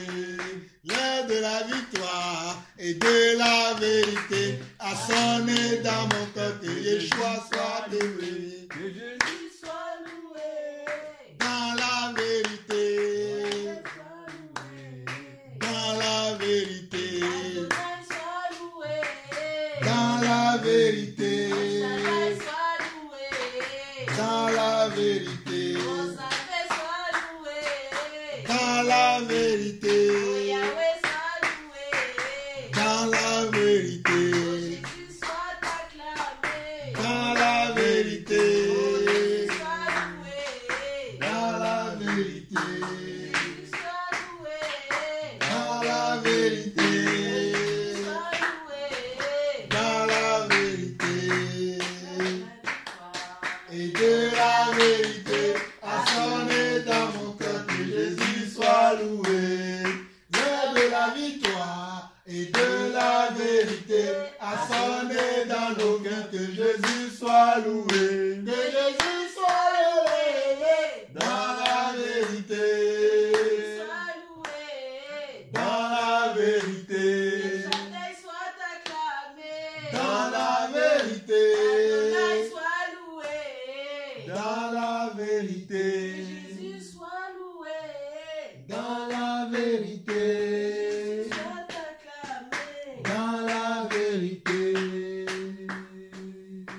Dans la vérité. Dans la vérité. Amen, amen, amen. Amen, amen. Merci Seigneur. Merci Seigneur, sois élevé dans nos vies, Seigneur, sois glorifié dans nos vies. Dans la vérité, Seigneur Dieu, montre-nous encore ta vérité, montre-nous encore le chemin de la vie, montre-nous encore davantage encore, afin que nous puissions nous détourner de toute mauvaise voie, Seigneur, toute mauvaise voie de mensonge, toute mauvaise voie d'erreur, toute mauvaise voie de confusion, toute voie ténébreuse, papa, car tu es la lumière du monde, papa, tu es le sel de la terre, et tel tu es, tel nous sommes, papa. Nous croyons véritablement, Seigneur Dieu, que nous te représentons sur cette terre. Merci, Seigneur, parce que tu fais de nous tes serviteurs et tes servantes, papa. Merci, Seigneur, de nous avoir choisis, de nous avoir aimés, de nous avoir mis à part pour ton évangile, pour ton royaume, papa. Merci, Seigneur. Sois vraiment loué, sois vraiment adoré dans la vérité, dans nos vies, papa, pour la fin des temps jusqu'à l'infini. Merci Seigneur, au nom de Jésus-Christ. Amen. Amen. Éternel Père Tout-Puissant, Seigneur, tu es digne de louange, tu es digne d'acclamation, Seigneur. Seigneur, pardonne-nous si nous n'avons pas pu encore te louer davantage, Seigneur. Mais aide-nous à pouvoir te louer, Seigneur, et t'adorer davantage, Seigneur. Seigneur, toi tu as vaincu la mort, tu as vaincu la mort pour nous, Seigneur. C'est toi qui tiens tout entre tes saintes et belles mains, Seigneur. C'est toi, Seigneur, le Dieu des temps et des circonstances, Seigneur. Tu as permis que cette circonstance arrive, Seigneur. Que cette louange arrive dans la bouche de notre frère Pierre-Yves, Seigneur. Et je bénis ton Saint-Nom. Je bénis même la louange que tu as mis dans la bouche de notre frère, Seigneur. Car tu nous as encore apporté encore plus de joie, Seigneur. Sois élevé en majesté et en dignité, Seigneur. Car toi, tu es Dieu, tu ne changes pas. Et Seigneur, nous te remercions d'avoir été racheté à un grand prix, Seigneur. Nous te remercions de l'esprit que tu nous as donné, Seigneur. Car cet esprit nous convainc, Seigneur. Nous convainc que toi, sans toi, nous ne pouvons rien, Seigneur. Que sans toi, Seigneur, nous sommes perdus, Seigneur. Aide-nous, Seigneur, à toujours nous attacher à ta main, Seigneur. À ta main sainte, Seigneur. À ta main qui dirige tout, Seigneur. À ta main qui sauve, Seigneur. À ta main qui donne le souffle de vie, Seigneur. À ta main qui donne la santé, Seigneur. Seigneur, car toi, tu es mort pour nous, Seigneur. Tu es mort pour nous, nous les impies, Seigneur. Nous qui étions remplis de péchés, Seigneur. Tu nous as sortis de tout ça, Seigneur. Mais ne permets pas, Seigneur, que nous puissions regarder tout ça, Seigneur. Ne permets pas que nous puissions repartir sur les choses que nous avons vomi, Seigneur. Aide-nous, Seigneur, à ce que ce vomi reste derrière nous, Seigneur. Aide-nous à ne pas pouvoir le ravaler, Seigneur. Seigneur, je te remercie. Je te remercie pour ces exemples de parole. Je te remercie pour la louange. Je te remercie pour les frères et les sœurs qui sont avec nous aujourd'hui, Seigneur. Je te remercie, Seigneur, pour le pouvoir et le faire selon ton bon plaisir, Seigneur. Seigneur, aide-nous, Seigneur, à pouvoir, Seigneur, nous accepter chacun des dons que tu nous as donnés, Seigneur. Aide-nous, Seigneur, à pouvoir embrasser ton évangile, Seigneur. Aide-nous, Seigneur, à pouvoir chercher ta parole, Seigneur. Être assujetti à ta parole, Seigneur. À pouvoir nous faire violence, Seigneur. Seigneur, je bénis ton Saint-Nom. Je bénis son œuvre, car toi, tu es Dieu, Seigneur. Car toi, tu es Dieu, et je sais, et j'ai foi, Seigneur, que sans toi, Seigneur, nous ne pouvons rien. Que si nous ne t'avons pas avec nous, Seigneur, nous sommes perdus, Seigneur. Et que nous avons besoin de toi. Nous avons besoin de toi, Seigneur, à travers chaque chose que nous vivons dans nos vies, Seigneur. Nous avons besoin de toi, car nous devons instruire nos enfants, Seigneur. Nous avons besoin de toi, car lorsque nous marchons, Seigneur, si toi, tu n'es pas autour de nous, Seigneur, nous sommes perdus, Seigneur. Tu sais où va le monde, Seigneur. Tu vois tout ce qui se passe dans ce monde, Seigneur. Mais toi, Seigneur, toi qui nous as rachetés, tu nous permets, Seigneur, de ne pas, Seigneur, être dans tout ce que nous voyons à la télé, Seigneur. De toutes les personnes, Seigneur, qui sont dans la tristesse, Seigneur. D'autres qui meurent, Seigneur, dans les assassinés par des attentats, Seigneur, par d'autres choses, par des déluges, Seigneur, par des intempéries. Toi, Seigneur, tu nous mets en dehors de tout ça, Seigneur. Et j'ai foi. Et ta Bible dit, et la Bible dit vrai, ta parole dit vrai, Seigneur, que toi, tu nous mets sur le côté, Seigneur, que nous vivons dans ce monde, mais que nous ne sommes pas de ce monde, Seigneur. Je sais, Seigneur, je comprends un peu plus ta parole, Seigneur, à travers, Seigneur, des choses qui nous arrivent chaque jour, Seigneur, à travers d'autres personnes que je vais rencontrer, Seigneur, que si nous ne t'avons pas dans nos vies, Seigneur, nous sommes perdus. Si toi, tu n'es pas avec nous, Seigneur, nous ne sommes rien, nous sommes perdus, Seigneur. Je te remercie, Seigneur. Je te remercie pour toutes les choses que tu nous donnes. Je te remercie même pour les choses que tu ne nous donnes pas, Seigneur. Car tu sais que nous n'en avons pas besoin, Seigneur. Car toi, tu donnes, Seigneur, ce que nous avons besoin, Seigneur. Et je te remercie, Seigneur. Je te remercie pour les frères et les sœurs que tu nous as donnés dans le Seigneur.